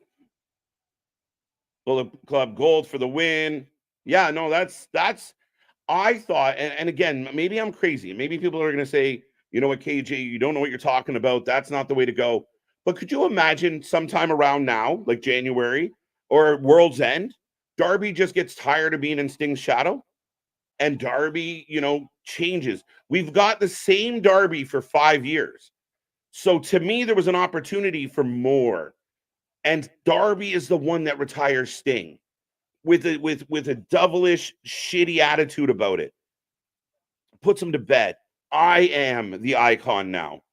And then he just keeps going. He goes after baby faces. He takes out Orange Cassidy, gets his belt, or goes after Christian and takes his belt. I thought there was an opportunity. Now, rumor is Sting doesn't want to do a singles match. Fine. I don't know if the Bucks were the right answer. Now, rumor is Sting picked the Bucks. I don't know if that's the right answer. I still think we could have done something else, but I digress. We are in picture right now, folks. That Bucks thing was terrible. Final match should always be putting a young talent over. It was Andre. Exactly, Spike Hunter. My guy. That's what I was trying to explain to Nick. Give it purpose. Not just one last match. Give it purpose. Give it feeling. You know, I wanted that moment of Darby up top. He looks over his shoulder down at Sting and, you know, I'm sorry. I love you. And then hits the coffin drop, right? A teary moment. And maybe it doesn't have to be a heel turn. Maybe it's just they hug it out after and Sting raises his arms and you send Darby into that, you know, upper echelon, that next level for Darby. But that's just the sports entertainment fan in me, maybe. Let's go Cowboys. Oh my. Welcome, Ricky. Hope you are doing well, sir. No JJ sightings, Keyshawn, not yet. Mega's taking Bullet Club Gold. And folks, I know during the Jay Briscoe package and some of the stuff, Nick and I have missed some comments. Make sure you click the super chat, super stickers, or by all means, try and repeat yourself. We try and click on 100% of the chat messages. It's just getting really hard to do so. Darby can get a lot of heat turning on Sting. I'm with you, Keyshawn. That's what I thought would have been really good if, like, say at the end of World's End, they weren't in that 8-man tag. They were in a tag team match at World's End. And Darby's just sick of being in Sting's shadow. You know what? Everyone overlooks me because I've been hanging around with you, and it is my time now. I'm going to retire you. Right? That's what I kind of like. KJ looking to create stars, right? Let's go. Let's go. Let's tell good stories. I love good wrestling. I think the best wrestling has emotion. Shit, you know, we just talked about Mark and Jay Briscoe and Mark Briscoe not getting the opportunities in the last year. Mark Briscoe not getting a title shot, significant title shots, and feed off that emotion. You got this big burly fucking guy up here with tears in his eyes on YouTube. It matters. We care. Make us feel. Dun, dun, dun, dun, dun. Darby will turn on Sting in his last match, and that's how. I don't like that. I mean, if you're going to go all the way to there, then he turns. I don't know. Young Bucks were not big in Japan. You're wrong. Or were not big in Japan. You're wrong there. Did I say they were big in Japan? I don't know if I said they were big in Japan. I said I liked what they did in Japan. I liked what they did in Ring of Honor to an extent. Yeah, but they were definitely mid-card guys. Like they were, you know, Kenny was the star. I think they've rode a lot of coattails, but I think, 1-2. Austin gets a 2 count. I think that the Bucks, you know, they talk about their sacrifice. It was Tony's sacrifice. They, you know, again, we could beat up the Bucks all day. It is what it is. Darby is over. Darby is over, but is Darby as over as he was 2 years ago, 3 years ago?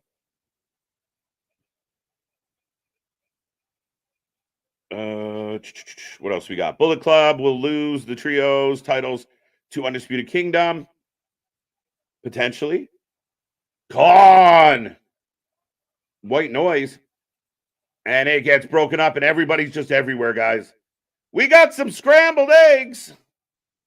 The Shad Khan tells his son, okay, that's enough. And I do not want that, man. I really don't want that. Nobody wants that. We got to be honest. Again, love or hate AEW, it's brought a lot of good to the wrestling world. I gave up on wrestling until AEW showed up, guys. And I know some days it sounds like I absolutely hate the company. I don't. I just see what the potential is, right? I feel like, you know, a proud papa of like, I'm disappointed in you. You could do so much better, son. That's what I want from Shad. Do better. You're costing me. You're spending way too much money. Back body drop by Austin. Tag to Colten, sorry. And Jay White in. Those are loud.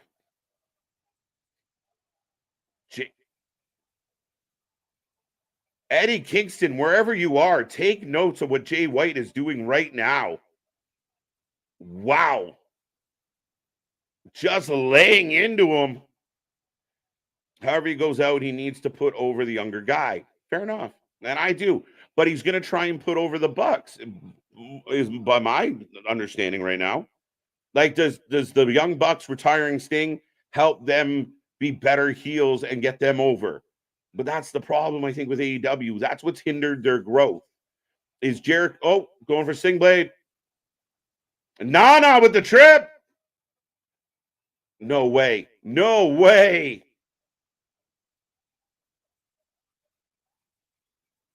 Wow, kick out by Jay White. I thought that was it. That was it. Jay White could be a world champion, but here he is fighting for the Ring of Honor titles.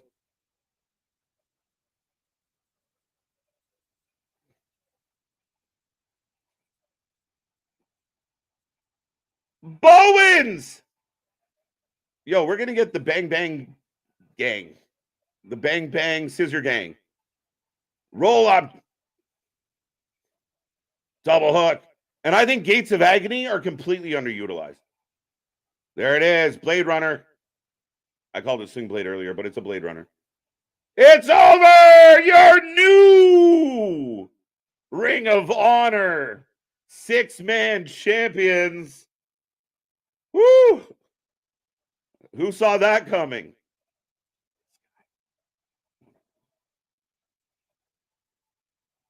Your trios champs.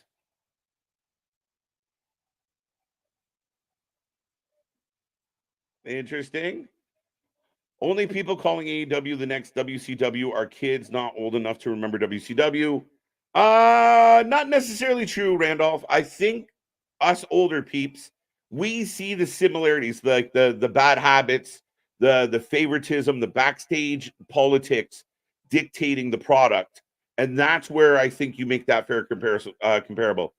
But the Bowens just helps. So now we can all come together, I guess. We'll see. We'll see. Oh, there's Adam Cole and Wardlow. I will say the show is clicking. Like the pace of the show is moving. There you go. Yeah, no, again, there is a comparable. It's the mistakes, the pitfalls. That's why I find it so funny that AEW fans are so mad at Eric Bischoff, because he lived it. If you want to take advice from anybody, take advice from the guy who fell through every fucking pitfall, the guy that stepped on every booby trap, the guy that stumbled when he had everything. He had the WWE by the balls, and inner politics destroyed that company. And it's too bad. It's too bad. Too many belts. You're not wrong. Again, I just said it. You know, I would have much rather a Mark Briscoe match opposed to a Ring of Honor title match. I don't like it. I really don't. Showing up the trios by having the Bullet Club beat the Scissor Game. I would rather them compete to get against each other than joining together. And again, we saw the Devil's Henchmen tonight. We saw Roddy. We saw Adam Cole. And all these guys, so the Acclaimed are pissed off at Adam Cole and the Devil's Henchmen. The Bullet Club are mad at Adam Cole and the Henchmen. Why are we not getting Jay White and the Ass Boys versus Roddy and the Kingdom? Remember, they beat them up. Why are we not getting the Acclaimed against the Kingdom? Remember, they threw that man through a pane of glass? They all were pissed off. The very first night after World's End, they were all mad but they're all in the building together, and nobody seems mad at each other anymore. And I got over 100 people. You guys can correct me if I'm wrong. We are in a commercial break, folks, but I will say this. We are back tomorrow, the first ever, I got to rephrase that, the relaunch of TNA Impact's weekly show. TNA Impact, the weekly show, will be live. We will be here. Ringsider Anthony will be with us. It's going to be a fun one. We got a bunch of huge matches tomorrow. It's going to be a very good show. It's stacked up, actually, what they're going to give us. Dolph Ziggler taking on, oh, actually, I lied. Will Ospreay versus Josh Alexander 2. Will Ospreay versus Zachary Wentz. I believe there was another match I know of. But anyway, it's going to be a big night. Join us for that tomorrow night. Friday's the doubleheader, the Tag Team Champions. Me and Nick will be back for that. SmackDown and Rampage. We got Collision. We might do some UFC this weekend. There is so much going on here on the channel. We're heading towards Royal Rumble. That stream is already up. Make sure you like, share, subscribe, be a part of the family. And as we always say, the nicest thing you could do is take our link and drop it anywhere you can find friends. And speaking of friends, I was going to say, well, speaking of droppings, but you can have that. But yeah, and also just on a side note, we do have Buffalo versus Kansas City coming up. But yes, absolutely. Friend, often imitated, never replicated, never duplicated. Right. I do like the do like the idea of what if we got a triple threat for all the belts, all the tag belts. You got the Acclaim versus Bullet Club Gold, Bang Bang Gang versus the Devil's Favorite Demons. I guess. Yeah, I mean, you got to do something. Like, do you see my problem with everything that's happening is, you know, Adam Cole gets revealed as the Devil, his henchmen get revealed as the Kingdom and Wardlow, and the people that got beat up were mad for 1 week. Adam Page came back and said he was going to kill Adam Cole. He was going to get his hands on Roddy, and then forgot about it. He's off fucking around with someone else. The Bullet Club, we're going to go get them. Now they're off fucking with someone else. There's no conclusions to these stories. There is no cohesion to these stories. Welcome to AEW. But right now I got Deonna Purrazzo coming out to the ring. Tony Storm is ringside watching along, so good choice. Absolutely. And speaking of good choices, go and check out the video that we put out about everybody talking about the whole, I guess, figure issues when it comes to Deonna Purrazzo and everything with that, with ladies in pro wrestling. You know what? We put out a video about it from last night, a clip of last night's show. It's actually got a good amount of traction, and go check that out on this channel. It was again, we just speak from the heart, guys. We don't know what the fuck we're talking about, but unscripted, unfiltered, uncensored. And here comes Anna Jay. Right. Yes. Did you hear about this? The Grayson Waller thing? Have you seen the clip? Oh, I was waiting for a moment to talk about this. Yeah. So anyone out there, remind us of that when it comes to the next commercial break. Yeah. Because I got some thoughts, some opinions, and some feelings. I love it. The Bang Bang Scissor Gang, the half dozen champs. Oh my Lord. Oh shit. But I put the sticks in 69. Right? But if you want to get the Devil's Henchmen over, okay, so you do the Bullet Club versus, Roddy and the Kingdom. Or you do Acclaimed versus Roddy and the Kingdom. And you know what? If Roddy and the Kingdom won the Trios Championships off of the Acclaimed, now they got even more heat. Then the Bullet Club go after them. Now you're fighting for those belts. And you build on the heat that you were supposed to get out of the MJF story. But so then you have to sacrifice one of those stories to elevate the other. It's, you have the scarred Mufasa scene of, brother, help me. Right, but we will take your predictions on this match, Deonna or Anna Jay, and why is it Deonna?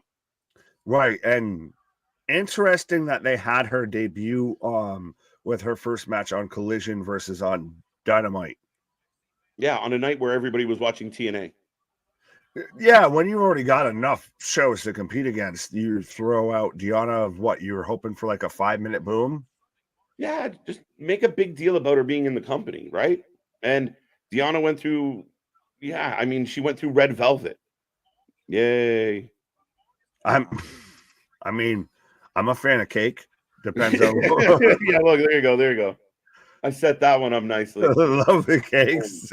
Neck breaker over the second rope. Anna Jay is starting to kind of come into her own within this division, I will say. She is. She's got a lot. She's got a look. She's got an attitude. You could utilize her. Like Anna Jay is another one of those talents that if she was in NXT, she'd be developing. She'd be like a Tiffany Stratton, where you're putting her in spots and teaching her and developing her and growing. Oh yeah, instead of just spot booking. Yeah, no, sorry. I was just gonna say she'd be right in there with like a Tiffany with a Fallon, all of that.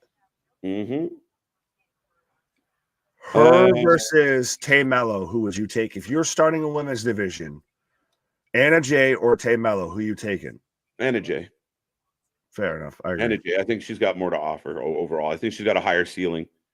Deanna get echo from the crowd. LOL. I told you, KJ, watch. We are watching. All right. What But we are on commercial break. Do you want to quickly talk about Waller?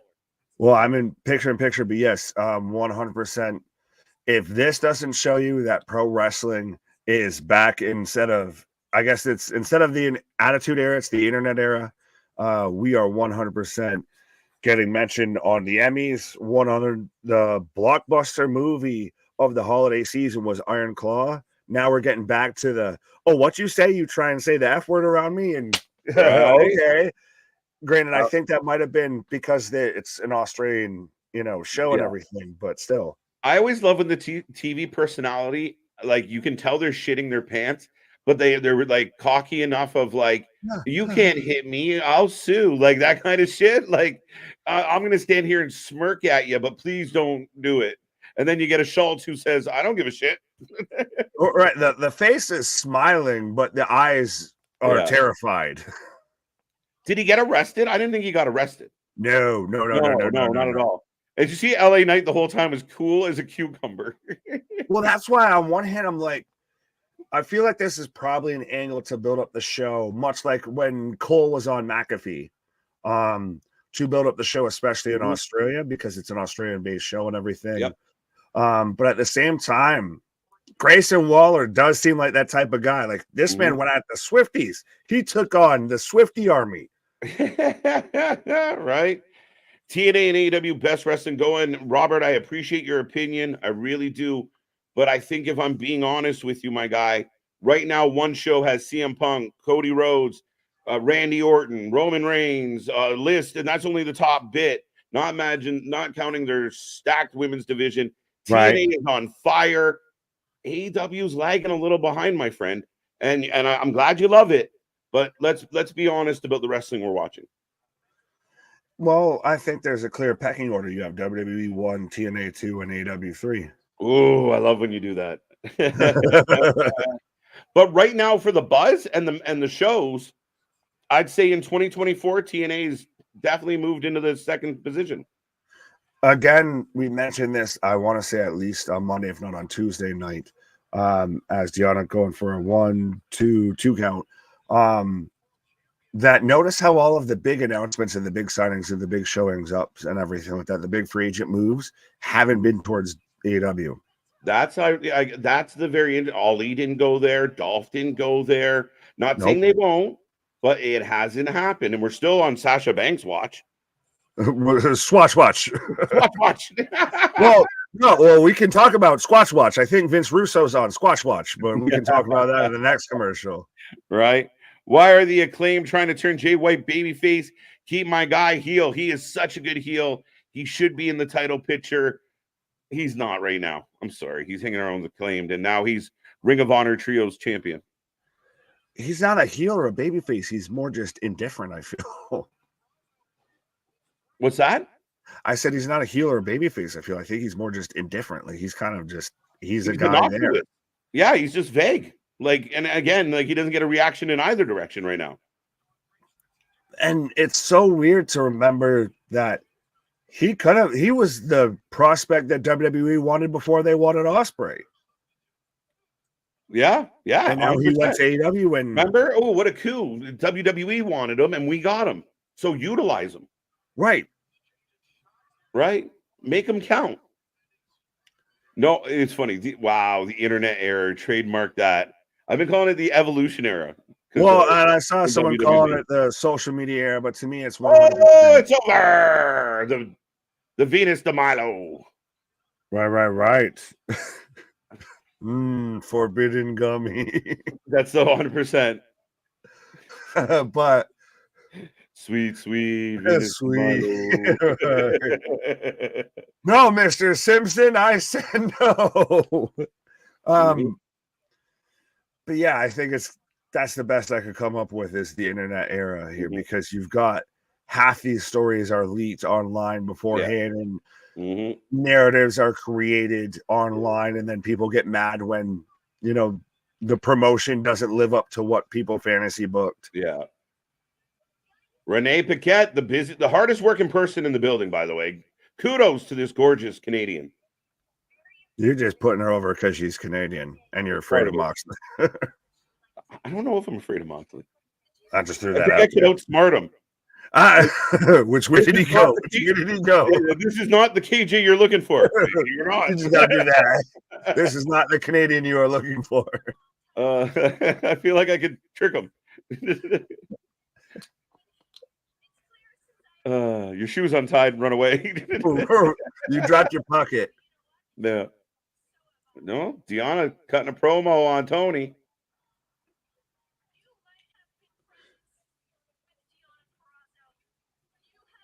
I think this is your Thunder Rosa, Britt Baker for this time frame. I agree. Technical.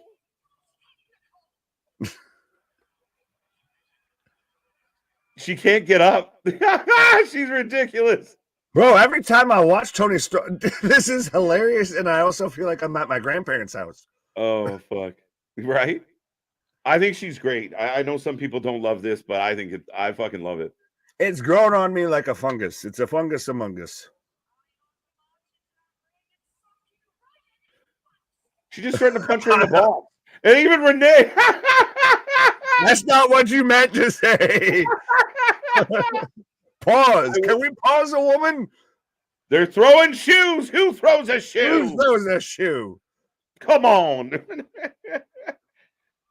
I will sock you in the box. I'm fully for this. This is the best thing in a long time, and that's why I harken back to Britt Baker versus Thunder Rosa, because this is, to me, on that level of those two going at it for the women's title. Yeah. But I like that, and you're getting this stuff. You're getting, they're not just, yelling at each other once in a while. Like there's a build to this. And I commend it. I like, this is one of my favorite parts right now of what's happening. And you almost don't know who's the heel and who's the babyface, because you kind of pop and you laugh when she's got to fucking get on the shoulders of a Luther there. Yeah, everyone out there, say to your significant other, later today, I'm going to sock you in the box and see how that goes. I mean, I could try that. I might come back with a black eye. Still to come. But yeah, ladies and gentlemen, Deonna Purrazzo gets the win. Looks amazing. One of the best wrestlers that this company has. There was a comment. Ron Duffy, how you doing? Welcome. I really wanted to. LA Knight not jeopardizing no shit. Yeah, I don't blame him at all. He even said, that's more you. That ain't me. Get him, kid. Right. Go ahead. You can have that. Not even what I'm mad at. Shit. There was a comment about, this one here. Spike says, in fairness, Spike, take that comment and tag Tony Khan, because that's what Tony's got to remember. He's just a puppy. He's just a baby. He's just getting off the ground. So be happy with what you've accomplished, and don't compare it to the big mega powerhouse that's been globally pushing for 40 years. And it's more than 40 years, to be 100% honest with you. But that's what Tony's got to remember. There's nothing wrong with being the new guy on the block. Just stay in your lane. Don't be fooled by the botches that I botched. I'm still Coney from Lamar. All right. But I'll tie it back into the main event for tonight. Of even Hook kind of referenced that a little bit of, what do I have to lose? The pressure ain't on me. What do I have that is going to be an issue here if I lose? The pressure's on you, Joe, if you lose. So if we've said this for the longest time, if Tony just stayed in his lane, just pick a lane and fucking go with it, my guy. Yes. That's where you really, decide where you're at and really kind of find your spot, find your niche, find your rhythm. And I think it would have been, I think that's what happened when Triple H finally took over and started making changes, and then everything kind of went really well. And the last little run here for WWE, it's getting better. It's getting better. And I know some of the fans out there are like, they do this and it sucks, they do that and it sucks. But I think they remember the Vince WWE, and it doesn't feel like the Vince WWE anymore. And I just think it rattled Tony's cage, because it was easy to, it was easy to be in a fight with Vince, who didn't give a fuck. But now he's in a fight with Triple H, who's picking you apart. Oh, 100%. You're now in a guy that's going for haymakers or nothing versus a guy that I will tactician. I will just treat it like boxing, stick and move. 100%. Yeah. He's just getting lit up. And it's like I said, it's become this funny war of attrition of like people, like I said, and I don't agree with it, that people thought Triple H got goaded into making the Seth Jinder match more than what it really was. Now, could Tony then turn around and make himself, worked up into a situation? Yeah, we're back from commercial break. I had a moment of like, what's happening here? But it's just Private Party.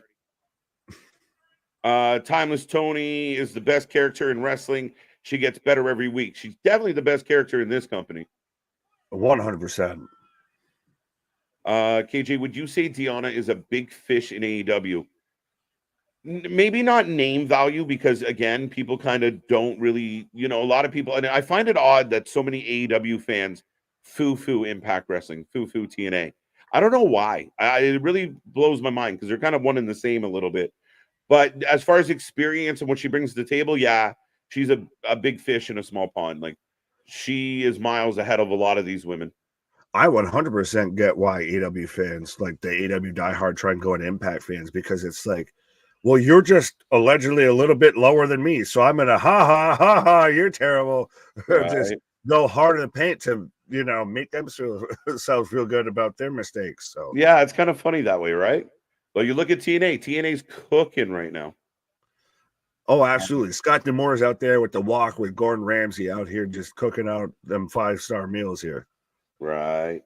Bro, KJ and Nick, this show is ass. Why TK can just bring Thunder Rosa and turn heel, attack Liona, and take back the title from Tony, and that she never lost, makes no sense. It's one of my biggest pet peeves that Thunder Rosa's in tag matches with Abaddon and Julia Hart, when she is the heir apparent to that title, and she just acted like she never had it before. That's a very valid point, actually. I really hadn't thought about that too much. It bothers me. Yeah. Well, and I'm, a little bit of a Thunder Rosa, mark a bit. And I really hadn't thought about that. But yeah, and especially if you've got that as your triple threat, if you've got, think about it, you've got WWE that has almost top threes on each side of their brands when it comes to the women's division, and you can't have a top three across your company for your women's title. Yeah. Deonna Purrazzo, Toni Storm, Thunder Rosa, sign me up. Yeah, I mean, yeah. And again, I think you need to highlight that upper echelon talent. And every once in a while, like a good job match is good. But when you put them in with weaker talent and you let them go for 10, 15 minutes, it makes the good talent look bad. And it highlights the faults, the greenness in the younger talent. You got to find a way to make it work. And you need your best people to be in the best possible positions. You're doing it with your men's title if everyone's trying to come at them, so why not do it with your women's title? Yeah, not a bad argument. Right. Now Triple H has to. Why, Mega? No, that's only people who shouldn't be fat shaming anybody. Are the ones that bring up shit like that. Okay, all 4 men are in the ring right now, but WrestleMania 40 is this year. 40. Oh, I guess you're talking about no. WWE started before WrestleMania did, my guy. Yeah, facts. WWE when it was WWWF. Yeah. Is 60 some odd years old. Yeah, a lot of people are pumped about this. The announcement of 2K24. The teaser that I've seen so far is I thought they were going to be announcing the cover athlete, I guess, which again, I'll ask everybody in the chat and I'll even ask you who you think should be the cover of 2K24 if it matters to you. But I think the one that they were really teasing is we're going to go back to having the special guest referee being a stipulation in the game. Say that last part again. Sorry, I kind of to where you could have a match and have a special guest referee. So like you could have Cody versus The Rock or Cody versus Roman with The Rock, the special guest referee. Yeah. Okay. I really, we talked about this before. I kind of wanted this to, everything Bray Wyatt as possible. Like if it was the Bray Wyatt edition, you can have your secondary editions after, but make Bray Wyatt the cover. I don't think that's happening anymore, though. I agree with you. I want it to happen. I've seen some people say that to maybe with development time and everything, it might not come off the way that we would all want it to. So they may shy away from it. But I don't know. There's no release date for it right now. Right now, the most we have is a tease date for something. So yeah, no, again, a lot of buzz and we'll try and talk about it and cover it as much as we can when it happens. Where is Britt Baker? Is she just a full-time DMD now? Is she's taking time off because remember she sat there and said about how this is what the AEW fans want. I'll give them to her. No, see, that's when when you get that's petty, right? When you say to someone, "Hey, stop doing that," they're like, "Fine, I won't do anything." You're like, "No, just stop doing that." Be there. You know the Baker woman. The Baker woman. Who's engaged to Adam Cole? Who knows the devil? The Baker. You monster, you devil. Right? Oh, fucking hell. But folks, we are in picture. And if you listen very carefully, this match has killed the crowd. Yeah, it's slowed down. Again, we could have had a Mark Briscoe match tonight instead of this shit. And again, you have an non-existent tag.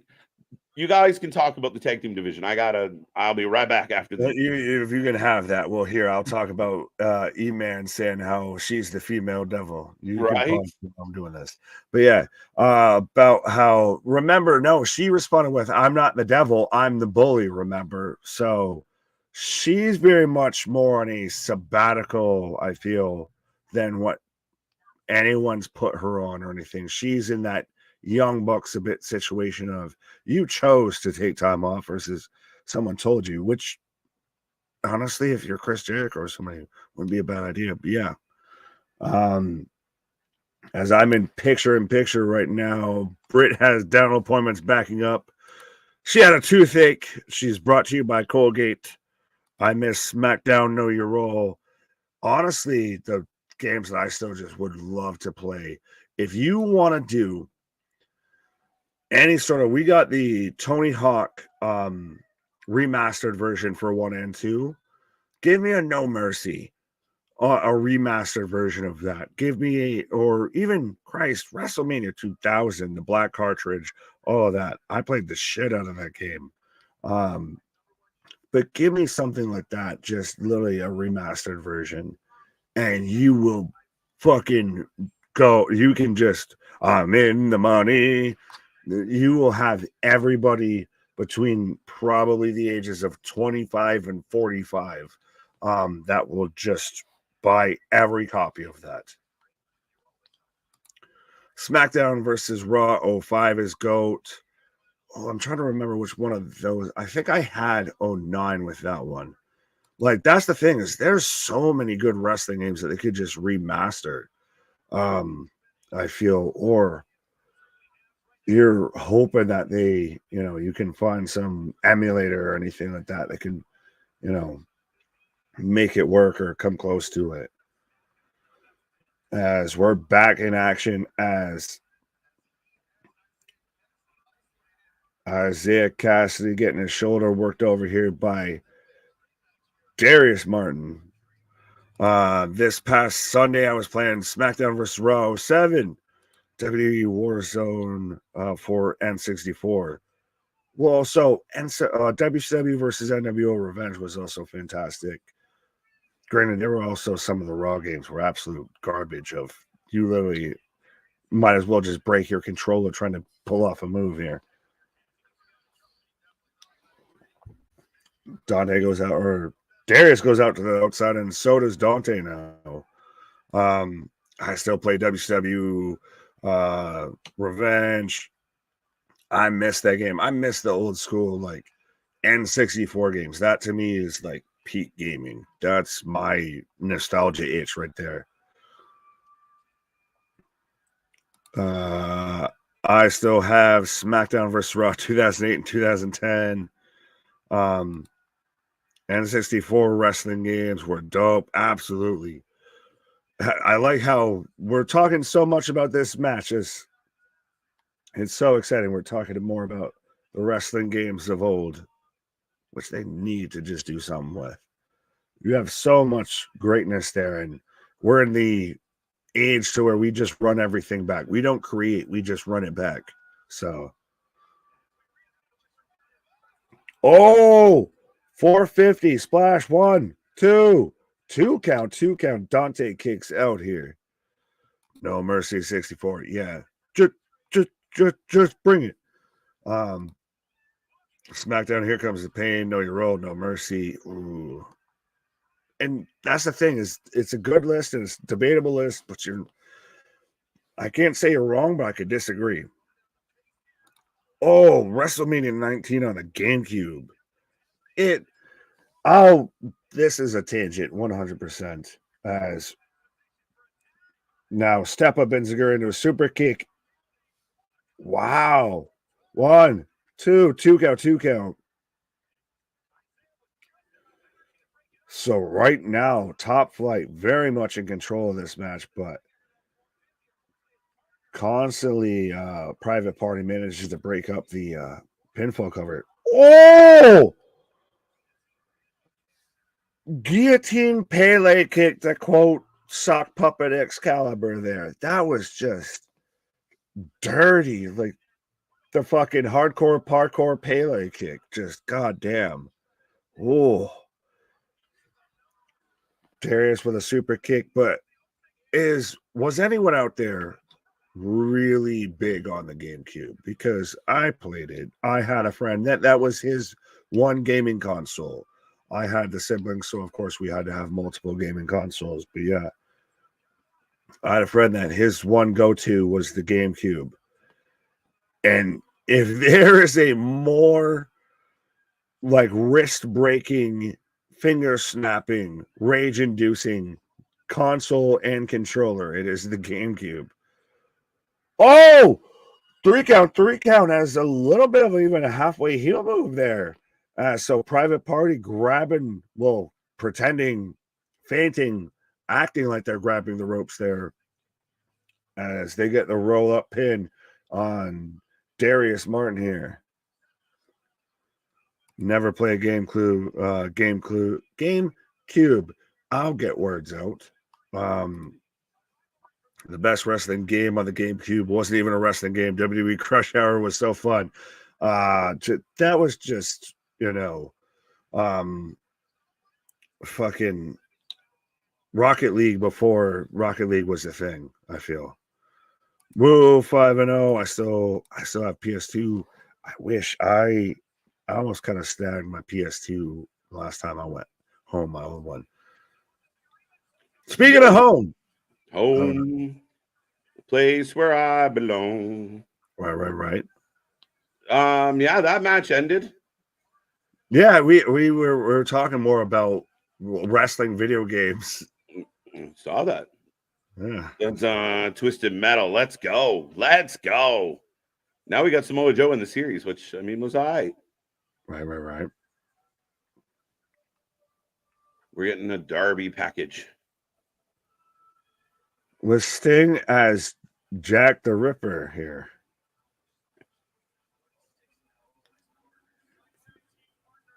This would have worked, like you've mentioned it, we both mentioned it, this would have worked way better of selling the story of this being the match between the two of them versus the two of them teaming together. Yeah. I mean, I guess I'll say fine. Maybe. You didn't want a Darby Sting match? Sorry. I thought you were talking about the previous match. Yeah, No. Again, apparently Sting doesn't want to do doesn't want to do that. Doesn't want to have singles matches. Well, I get that, but I was saying that video package right there of selling the tie-in between the two of them, and you have it be even, it doesn't even have to be a heel versus babyface match. It could be babyface versus babyface of, teacher versus mentor, or student versus mentor, or everything. Like I said, I wanted that. Oh, here we got the hook signal. But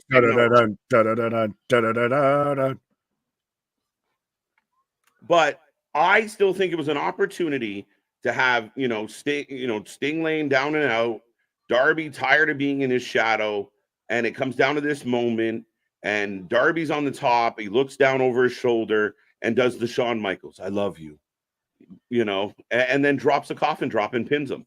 And they lay there, and it's an emotional moment, and that, you're supposed to, people reference, Andre doing it with Hogan. We, time and time again, there's been examples of, the old guard passing on to the new guard. And what, Sting and Darby passing on to the Bucks? That's what's happening? Yeah, well, that's a fantastic spot right there that you mentioned of. You cut into the close cam of Darby's on the top rope, and you cut as he's bent over on the top turnbuckle and just saying, I'm sorry, I love you. And then coffin drops on the Sting for the 1, 2, 3. Right. And that's fucking hello, my friend, my sacrifice. Right. Yeah. But again, it is what it is. And talking about the video games, I mean, I'm going to go a little off consoles here, but man, I spent so much money. Remember all the old arcade, the WrestleMania one, and then the Superstars, and there was WrestleFest. You had to pick a tag team, and you had they would punch the That was I have the old WrestleMania as an actual one of those joysticks to where it's one of those like the all-in-ones you just hook up the TV. You got those old school joystick in the pad. Trust me, the missus, my good lady, has sat there and had to talk me out of buying like Turtles in Time, like arcade machines and shit like that. Yeah, no, I'm with you, man. That shit was the best. So, and back when like video games were like impossible to beat, you had to like fucking battle to get to the end. And you had shit like if you had this version, it would be that game, and if you had that version, it'd be that game. Mm-hmm. And you had to just trust word of mouth. You couldn't sit there and get spoiler alerts. As we've got Samoa and Joseph out here throwing up the title. This match is gonna get some time. This ain't a squash unless this is gonna be a squash, and then Tony just comes out there and reads mean tweets of like so and so said this match would suck, and so said this. Now, again, for the people in the chat and my friend here, like again, no offense to Hook, but Joe should dominate this match. What makes Hook versus Joe stature-wise different than Joe versus Punk? Joe's bigger than Hook, and Punk's a grown-ass man. Yeah, but Hook's a young whippersnapper. Okay. They're both leaner, thinner guys. I get it that there is very much the difference, and I've been there before of, heavyweight championship means heavyweight championship. Mm-hmm. But it's that, I don't know. He's got this father's little fucking aura that kind of rubbed off on him a little bit. I just think Hook should be in somewhere like NXT or a Ring of Honor where he can develop and mature and grow. Commercial free, by the way, reminder. Right. Hook already, he's got his back turned to the champ. Brave. Does he, would you, if you was in like an NXT or anything, a TNA, do you have him go on like that kind of, well, the streak we kind of already saw a bit, but that Goldberg, that Asuka, that Jade Cargill streak of just he's a world beater, even if it's a mid-card level, he's a world beater. It's kind of what they already did with him, right? Other than the one loss to OC is just, yeah, stay in that realm, right? Win the belt from OC. Go on a title run. Go after Christian Cage. Go on a title run. Like, again, I'm not saying I'm a fan of Hook. I don't love this. Especially because, Joe, you got Swerve in the wings. You got Paige in the wings. Oh, here goes! Oh. Hook saying, run away! Joe, get off me. All right. Larry asking if you're over 70, Nick. I like to sing about the sun and the moon and the spring. I think that's someone else's gimmick. Oh, there you go. Superman punch off the guardrail. Right. Joe's gonna kill you. Well, that's even part of Joe's entrance now at this point. It's literally dun dun dun dun. No, dun, that was dun. his better Joe. I don't give a fuck. That's my entrance. That's his entrance in my mind the whole time. I want him to get that music. Tony's paid for music. Get that music out of WWE. That was spot on. But that's the fumble in the bag that WWE's done with Samoa Joe. Of you cut to most recent memory of Samoa Joe in WWE, and he's under a fucking poncho at WrestleMania on commentary. And most recent memory of Samoa Joe in AEW, he's a world champion. No, it's kudos to Joe. I'm glad he's a champion. Will they beat Seth Jinder on cage match? Listen, based on the fan bases, yes. It's going to have way more votes, too, just for the record. Tony Khan's going to get a good 100 votes in on his own. I was going to say, Tony Khan, Oni Khan, to Connie Tony are going to be a lot of votes up in there. What if Taz gets up? I think Taz is past that point of getting up. He's a roly-poly-oly. Oh. Give Joe the Jaws theme. No, that's why I still go with what's the theme to where the hip hop song that we use every now and then that does the Godzilla. I can't remember the name of the song, but the dun dun dun. Are you thinking? No. This match looks like dad just smacking around his teen son for mouthing off. Facts. And again, listen, I hate it, but other people have forced us into the comparison situation, right? Like, I want to see two grown men fighting over the title, and this doesn't have that feel for me. But I think this has more Undertaker Jeff Hardy feel or anything like that. You're not supposed to win, but I'm gonna get you over because you looked like you could have won, and like no one's predicting Hook to win here. Yeah. But I think the fact that he survives and that he'll have his moments. Christ, we had a moment in the Jinder Seth match to where we all lost our shit thinking, holy shit, they're actually going to do it. Jinder's going to win. Mm-hmm. Damien, my early prediction. Damien wants to talk about the Rumble. That was my call, is I want a Brock Gunther moment in the Rumble. And they take each other out. I think that's more likely than anything. Oh my Jesus Christ. Gee. Spinning rock bottom. You're a noggin. Off the announce table. And he just clattered. Joe, his head took such a clatter. Joe going for a lap. Oh, you gotta love Joe. You gotta love Joe. Kill him, Joe. That table disintegrated like fucking Jenga. Yeah, but you heard again, like I said, a row was such a clatter. You heard Hooks, the back of his head went splat. Sabalat. This man bounced him off the table like a effing bounce. Oh, defiant. Flipping the bird like a white kid from the Verb. I was trying to fucking come up with the next line and I stumbled. Living the urban life. Fuck you. It was the back of Hook's head hitting that thing. Yeah, he toppled. I'm not saying Hook didn't hit it. Hook crumbled it. Now, if there's a referee stoppage here, I'm like, okay, it makes sense. We're good. Well, I don't know if I want to say his name out loud. Oh my God. I told you, watching a row was such a clatter. That man it sounded like that fucking N1 ad and everything. Like, brr, what happened to that boy? I said, brr, what happened to that boy? Watch. Hook gonna make the comeback and win, boys. No, I didn't want to read his name, but yeah, he's pointing out it was Simon Says by Pharaoh Munch. Yes. Yeah. My head went to the beat nuts and I couldn't come back away from it. You're good. No, that's right. We got a count out going on. Holy shit, that never happens.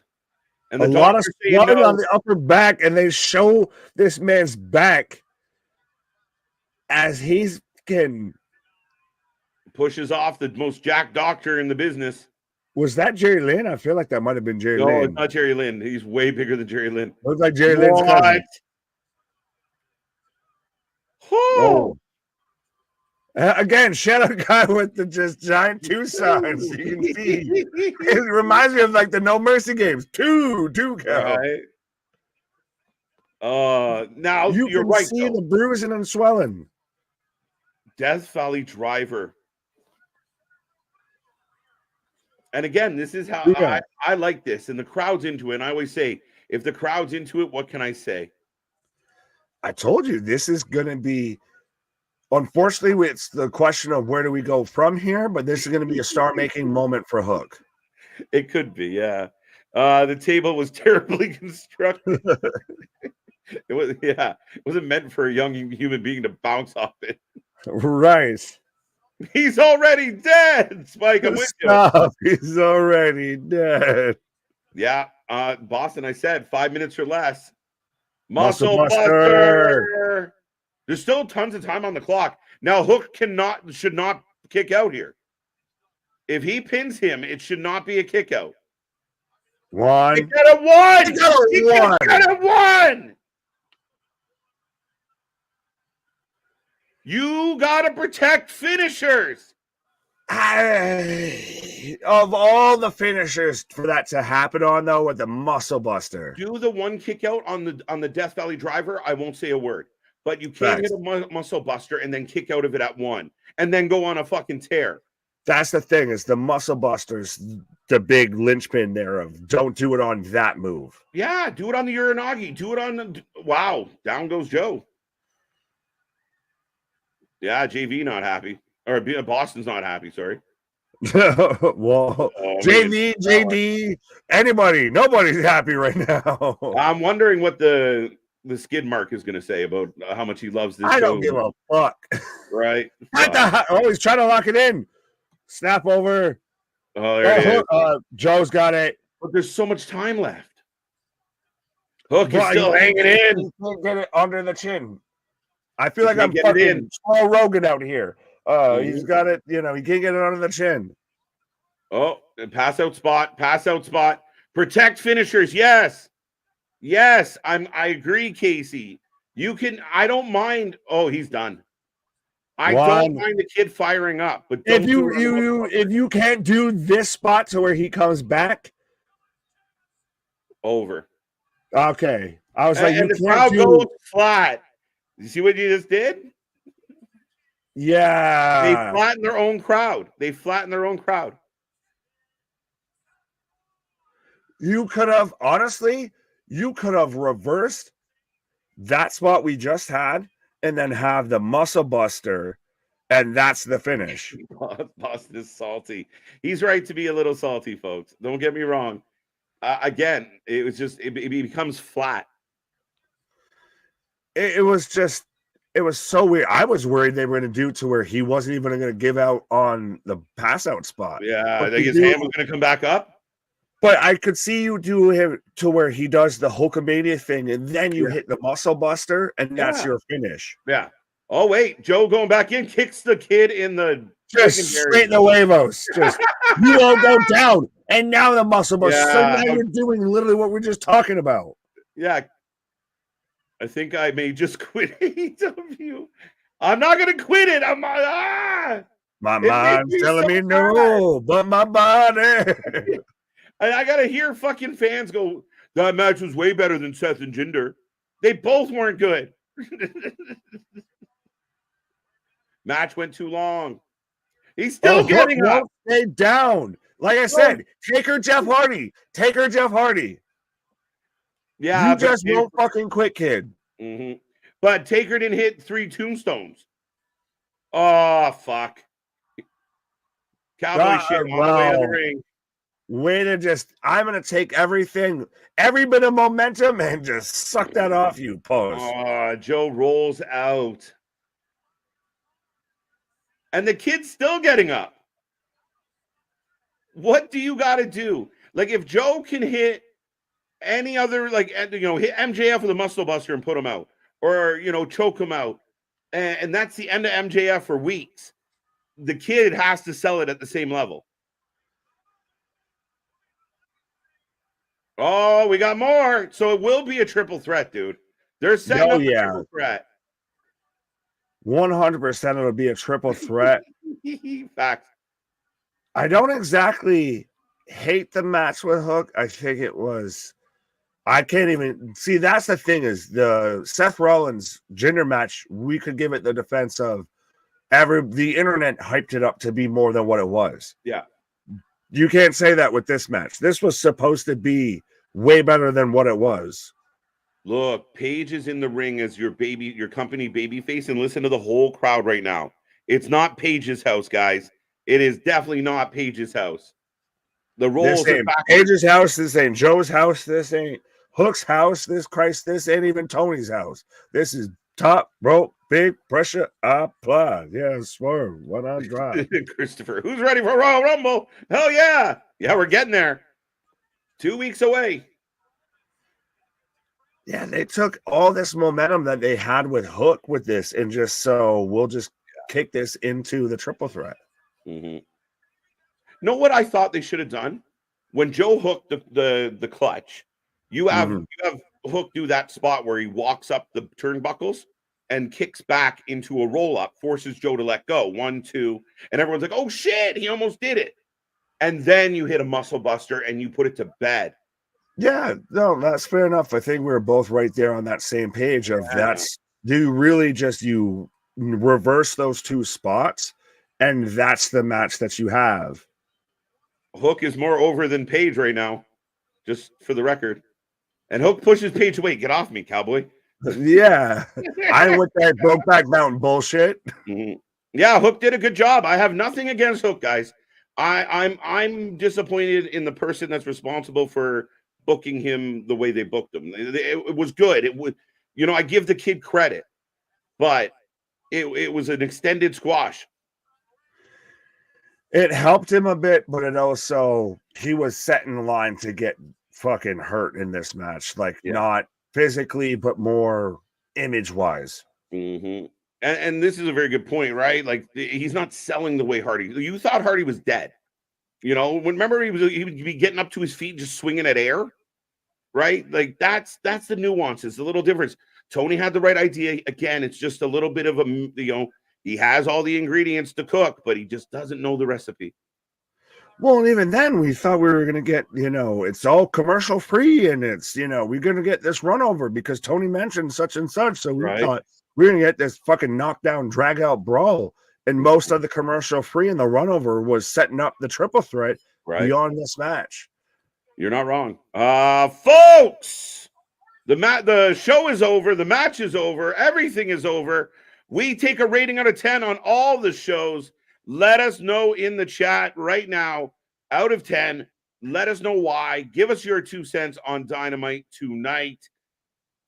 I go, Dynamite's so hard to rate, but we'll talk about it. Well, where do you want to go? What do you think? Here's the thing. Tonight wasn't boring. There was boring spots amongst it. Like that tag match was unnecessary. I would have much rather you tried to build up some other things. The Young Bucks backstage thing wasn't good. I don't care what anyone says, and I went into it biased. I will admit it, but I didn't think it was good. They got in there.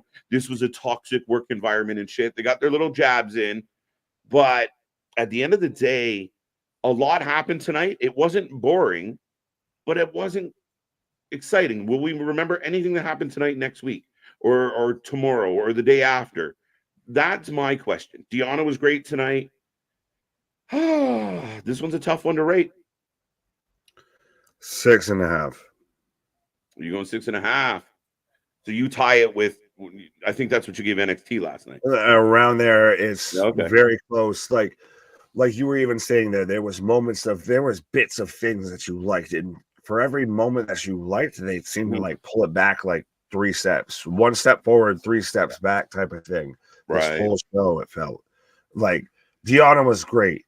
The Young Bucks, I kind of like them more a bit than you did and everything, but this whole match with Joe and Hook and everything, I personally expected more out of it. And when you're bigging it up the way you brought it up, and that was a drawback. You had the 6-man tag match that was kind of indifferent.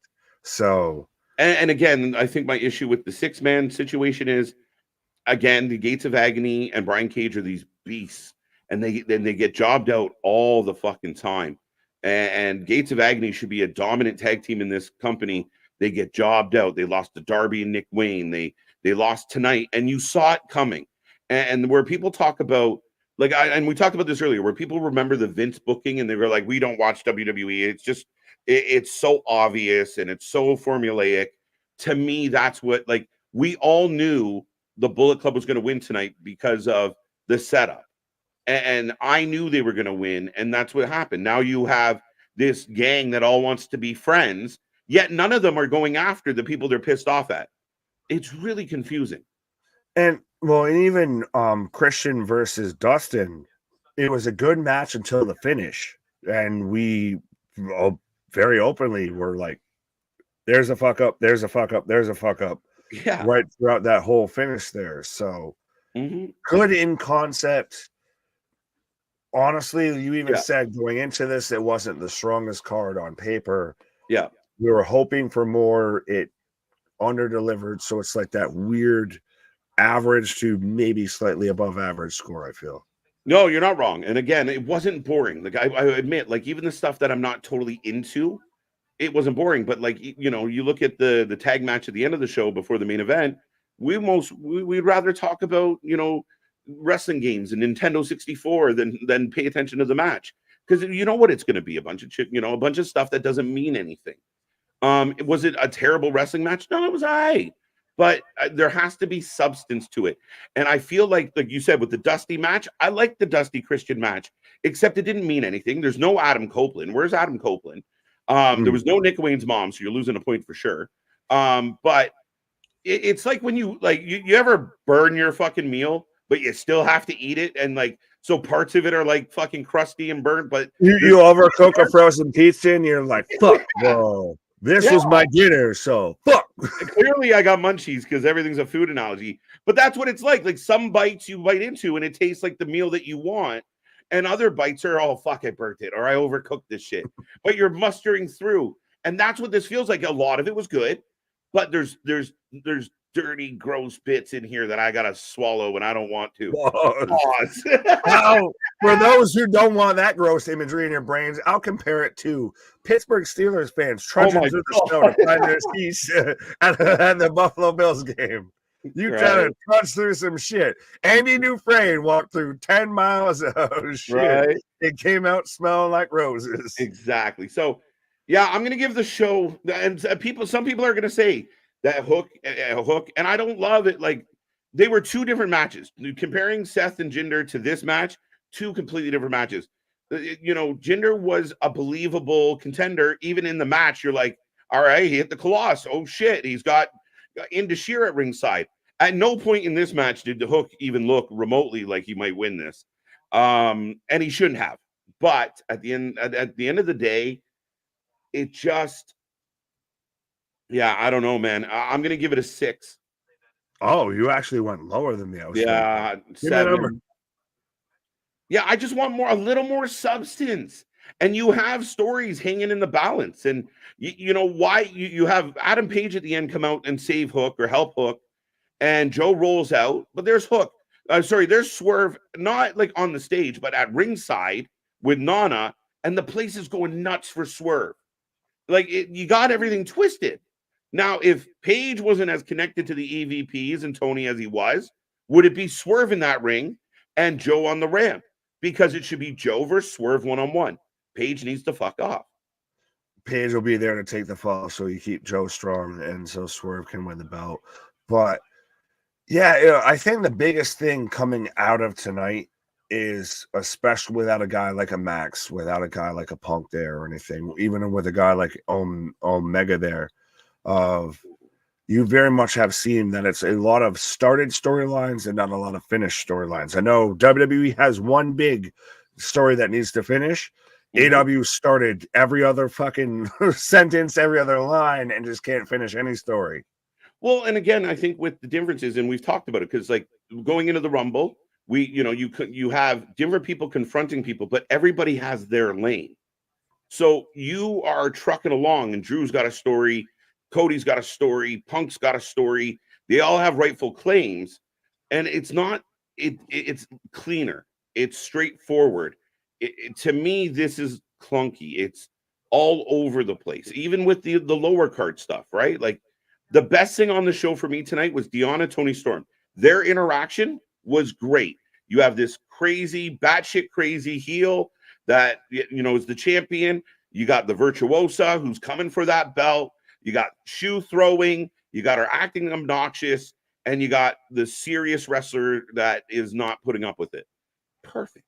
We were giving nothing but praises to the entire show at that moment, and then we got moments like, no, I was trying to find one here from Richard of very much like you brought up, of him kicking out instead of counting out at 1 to the muscle buster and execute his moves like he took no damage for a minute straight was low-key cringe. Yeah. It was right? Like fuck.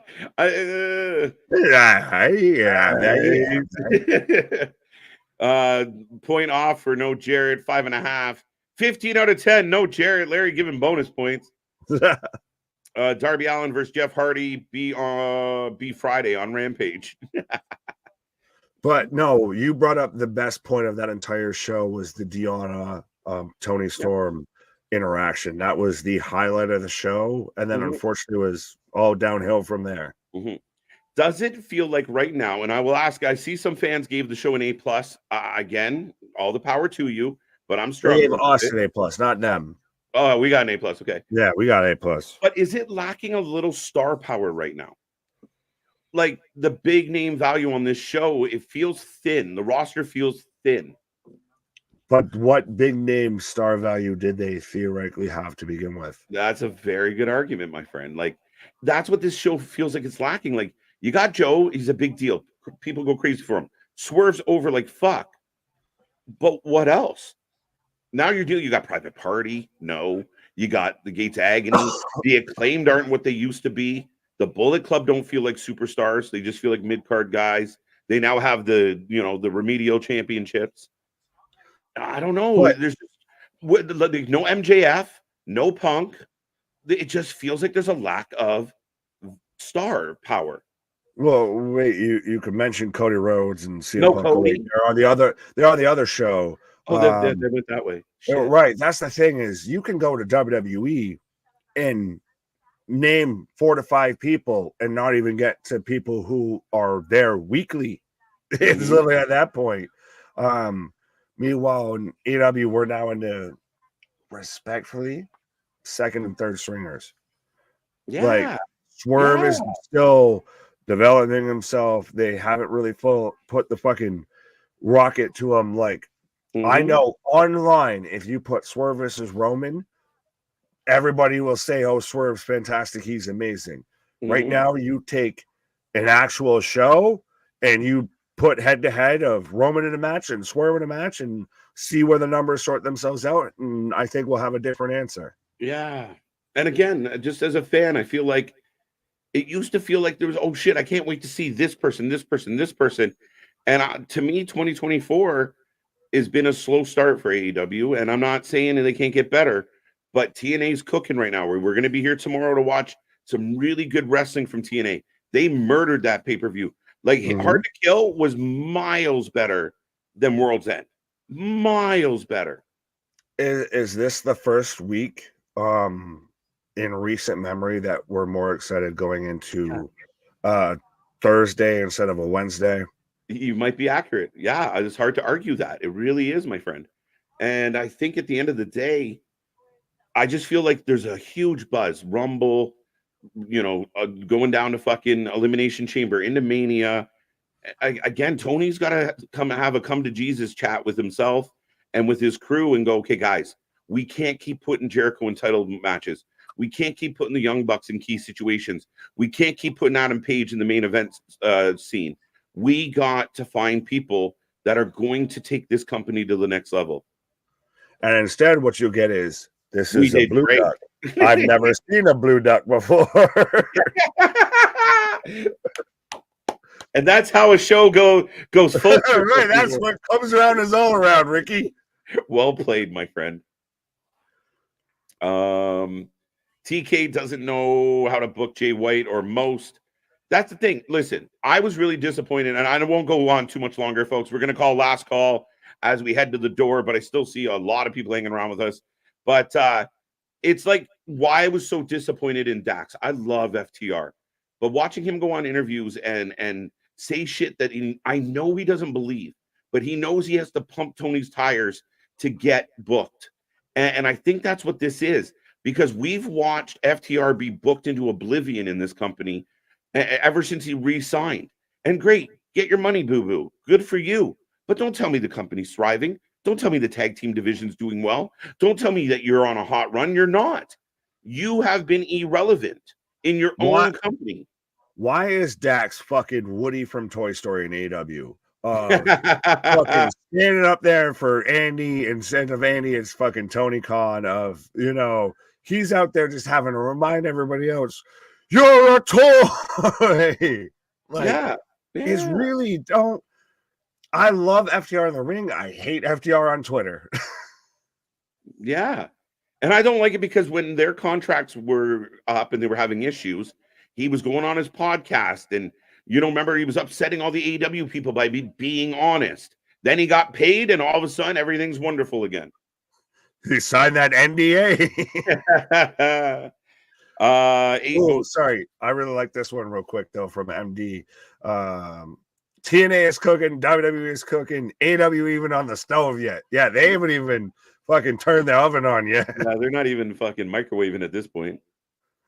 The chef is on drugs. The chef is on drugs. AEW accusations, by the way. Finisher wrestling. AEW needs to get behind Swerve.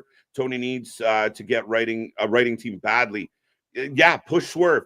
Swerve should have been the guy in the middle of the ring to end that show tonight, because the whole building was jazzed and it would have left us, you, me, all the people in the chat. We would have, no matter what happened in the show, that go home moment matters.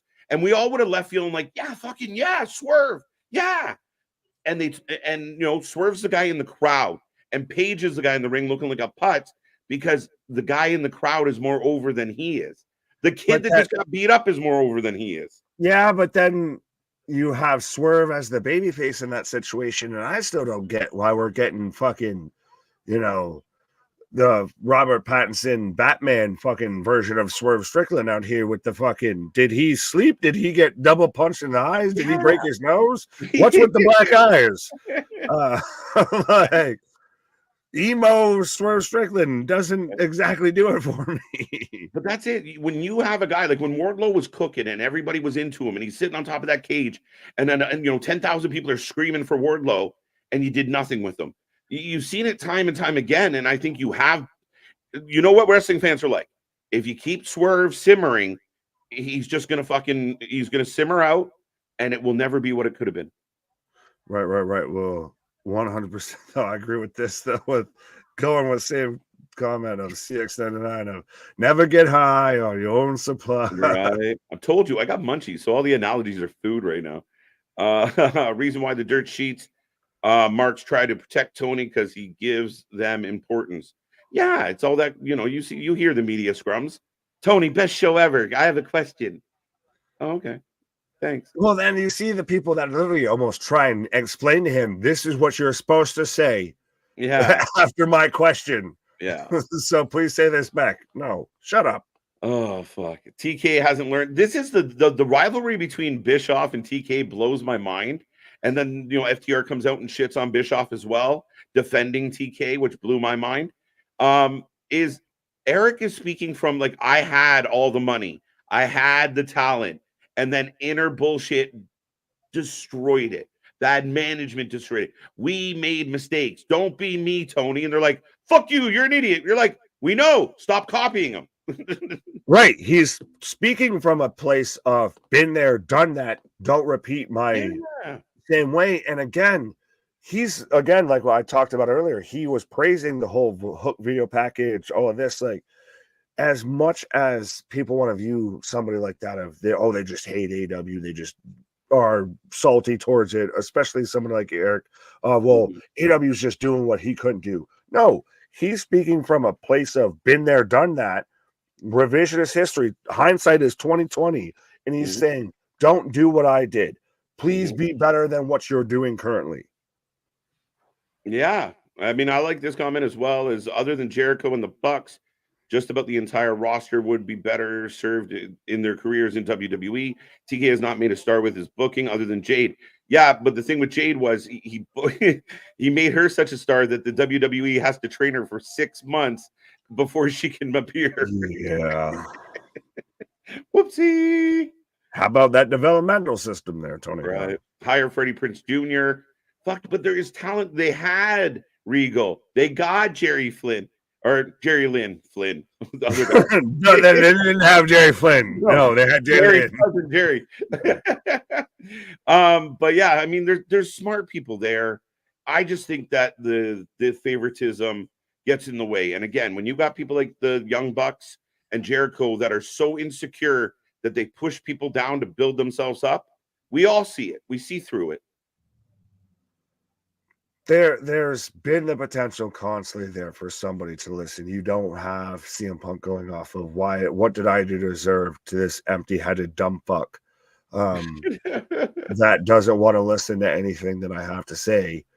Lines don't come out like that just because it's all, an open dialogue backstage. No. You need a captain of the ship. I like this one. Every captain they cut the head off of. Cody, CM Punk, just fucking Christ, damn near almost at this point, Maxwell. Just wait, what's the next one that gets fucking... Sorry, did you see the reports coming out of like MJF is marked down as a possible favorite to win the Rumble? Where the fuck? That was circulating today, and it was like, I was just chuckling, like, come on. Hey, if it fucking happened, right, I would cry tears. But why is no one talking about Dolph? We're talking about Dolph. I put up a few shorts about Dolph. Dolph is hot as shit, and I mean he's making his rounds. There is a lot of really good matches coming up for Dolph, and Dolph will be there tomorrow to take on Zachary Wentz. Absolutely. I believe. Every time though, when you said Dolph and making the rounds, I kept hearing golf in my head, or thinking of Dolph Lundgren there. But right, they have smart people. But Tony Khan overrules them. Plus, you had people like Hangman come out and say, we don't need to listen to the vets. Mark Henry, I'm looking forward to when Mark Henry's when he's clear of AEW completely, because I think he'll speak some truth. He's already done it. Like, he hints at it, but he knows he can't go all the way yet. But there will come a day where he's like, oh, they were all fucked. I tried to help all of them. They wouldn't listen. There was the thing, and that's why I thought it was interesting we were talking about this, and especially when you bring up Mark Henry, because there's the thing going around of to where Roosh put out there of how he was taking advice from Mark Henry, and everybody's instant reaction, because it's been the ongoing narrative of you're capping, you're lying. There's no way anyone in that goddamn locker room's listening to anybody. Yeah, right. The dirt sheets don't want TNA better than AEW. That's fact, and they're going to have no choice. Scott D'Amore and company are doing good things.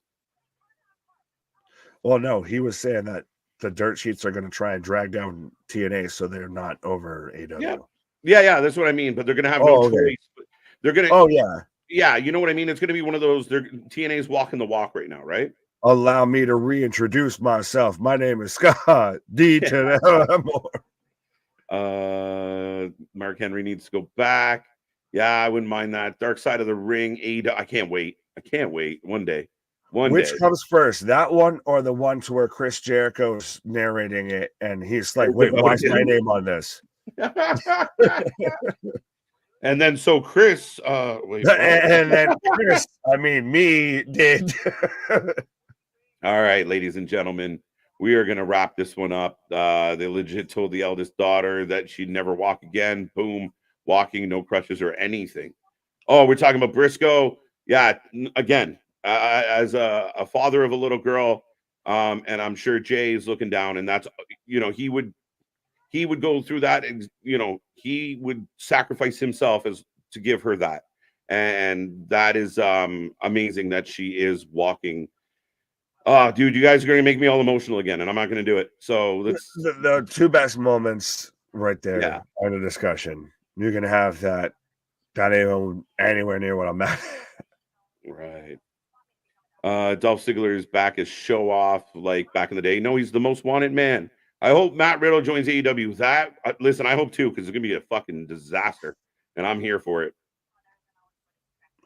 Oh, Lord. Right. You guys are funny. Thank you, Kyle. And NDAEW. Non-disclosure wrestling is their new name. Right? Fuck. Jericho will say, wait, I'm on the list. I'm on my own list. Again, it'd be like the Festival of Friendship of why's my name on this? Mm-hmm. And Jordan, I will agree with your sentiment. I know I'm not going to read the whole thing because we're trying to head out. But here's the thing, folks. It was another Dynamite. I feel like Dynamite, we've had 3 Dynamites of 2024, and I've yet to be blown away by any of them. I've yet to be like, that was a really great show this week. That has not happened. And none of us want AEW to become WCW and go down the toilet or crap out. We want them to excel. That's why we're critical. That's why we're frustrated as a fan base. And that's why we do what we do. We want them to excel. And that's why our shit is real. Our shit is raw. Our shit is all. What are you talking about? That rest of you better put that floor life with it. See you on the flip side, folks. Good night. Come back tomorrow. We got TNA. Good night. Oh, so anticlimactic. Wait, let's try that again. Good night.